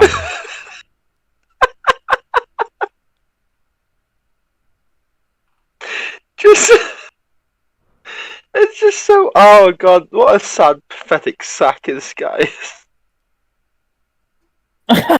All right. He's so wrong.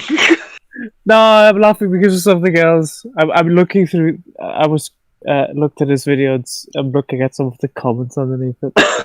The comments, boy, you wrong. Stop doing your No, shit. no, here's a great one. First rule: does not get killed in slasher movies and other movies and real life. Don't be black or gay.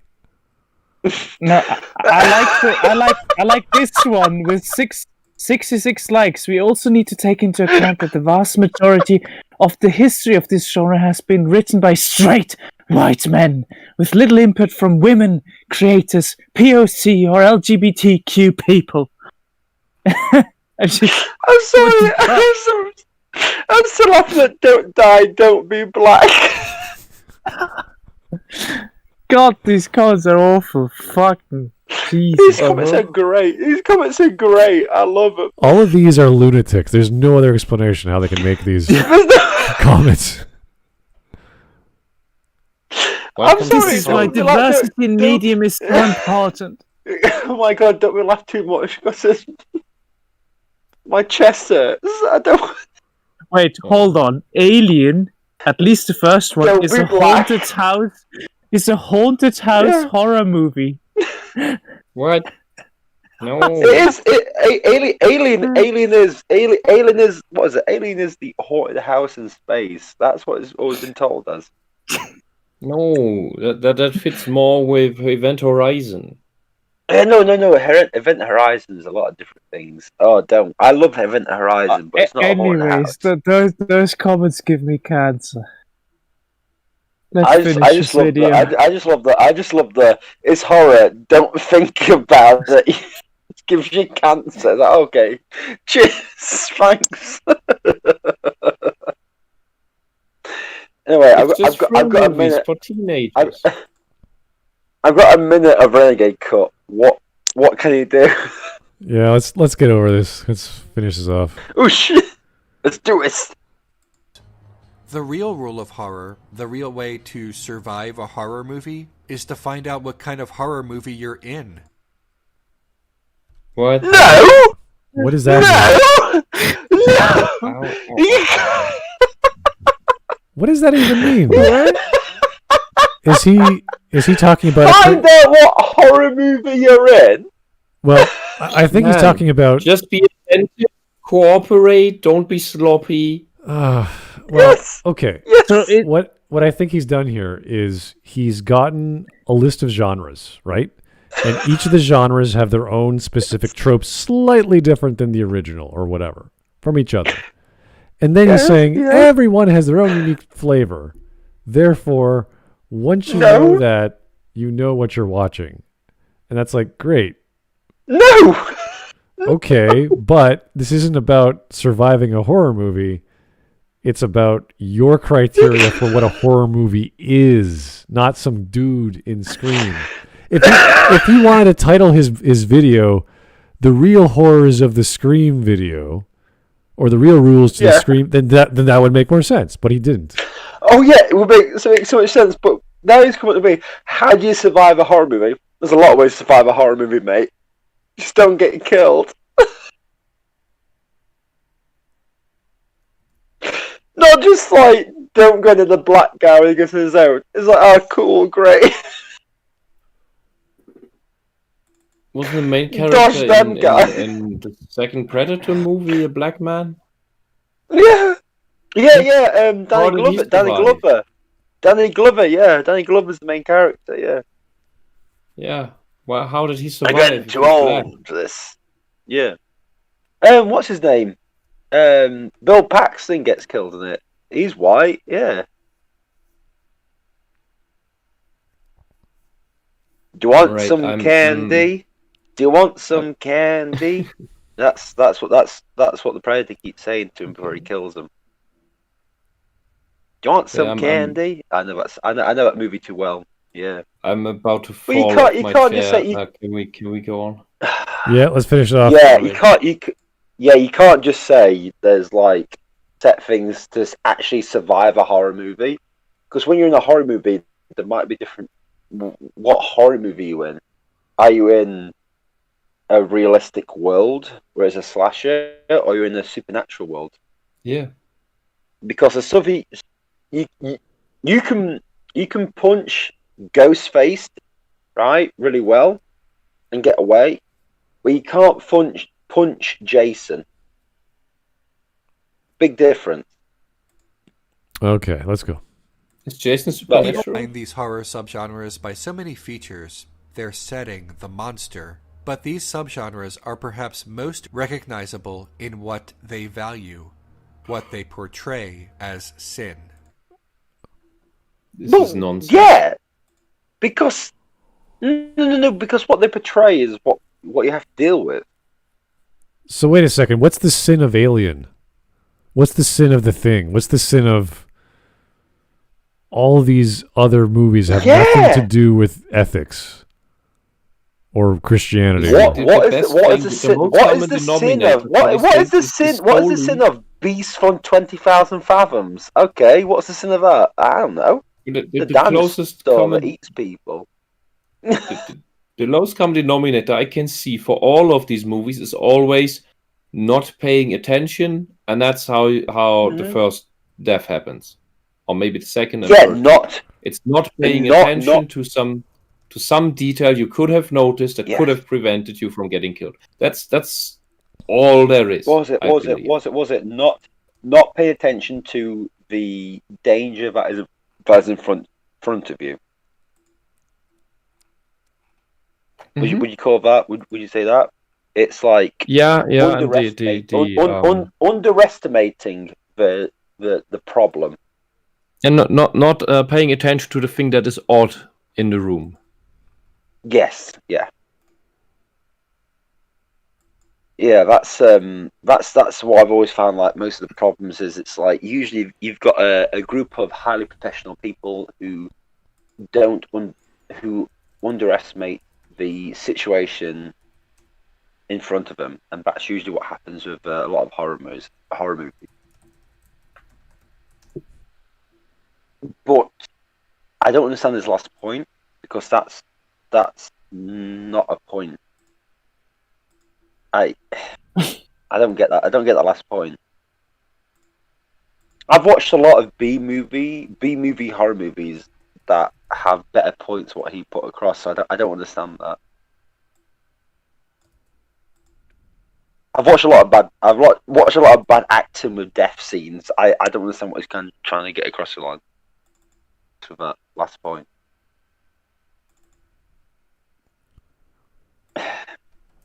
So, yeah. All right, I just posted my comment and as well as put it on Twitter. It is just garbage. I love what Smud goes. I posted on Twitter. Oh yeah, Hawk doesn't have Twitter anymore. Anyway, I posted on YouTube anyways. Well, no. He actually blocked me on Twitter, so he can't see it. But maybe he blocked me on YouTube as well. Oh, that's a shame, isn't it? Well, go to the video if you want to watch it again. But do I want to watch it? Maybe not. I still can't get over the fact the first thing he said, Halloween movies are praised by Puritan conservatives. You're like, what? Oh, what? Wait, hold on, what? I missed that one. It's praised by Halloween Puritans.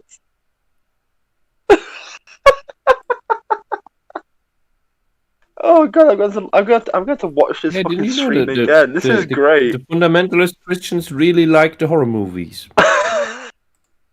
They love them. I was listening to this, going like, I was literally sat in the pub, listening to this, going, "Wow, this is terrible. This is terrible. This is terrible." I get home and I went, "Smud, let me in. This is fucking bad. This is really bad." This guy doesn't know horror at all. At all. I'm not sure if he knows anything. No, I actually don't like horror. As in, it's not one of my favorite things. I'm a bit of a scaredy cat, but I understand what good horror is. And the way he was talking about that small bit that I was in, I was like, "You don't know horror?" I'm like, "Yeah, I'm terrified of horror, but people enjoy horror for different things." It's like, you don't get this at all. And I was like, yeah, I was just a bit like, I like bits and bobs of horror. I like black dark horror with like, comedy stuff. But like straight up horror, I'm like, no, yeah, I'm not interested. But yeah, the way he was talking about it, I was just like, no, this is not horror for me. This is like, what you're trying to say is like bland. It means nothing. It's just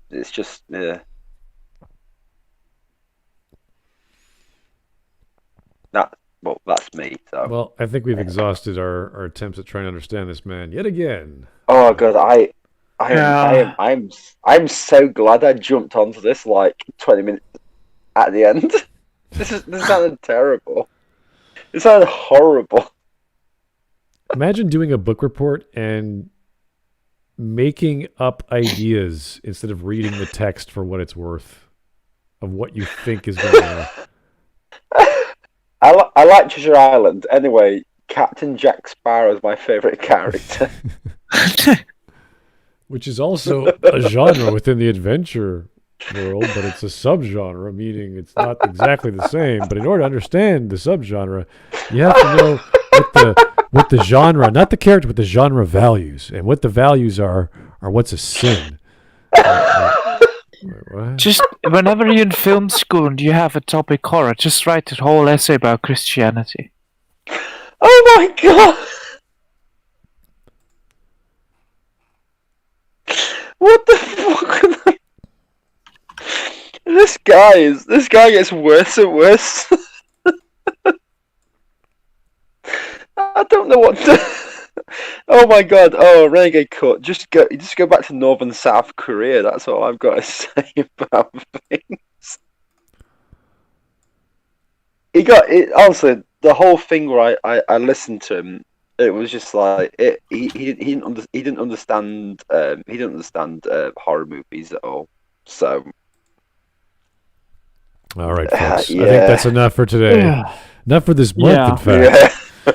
So thank you for tuning in. It's always fun to cover these crazy videos because, good Lord, someone better. These people, I don't know. Yeah. It's hard Hold to on, digest. this one actually put. Hold on, so RJ Godzilla 81 put Drunk Hawk talking about Sonic is best Hawk. Laughed my ass off. Guys, don't worry about it. I'm always here for this terrible stuff. I just, Mod just goes, come on, Hawk, on. You've got no friends or anything. Come on, just come on. Oh no. Mike Tesla. Smart knows the drunk hawk is good for the ratings. Is he? I don't really pay attention to the ratings, honestly. I'm not that drunk. I had 4 or 5 drinks. Okay, that's Maybe. good. Drinks or beers? Didn't you previously say you came in after 12 beers? No one talk about this. Anyway. Anyway, have a great evening, folks. Thanks for coming by. We'll talk to you soon. Take it easy. Bye-bye now.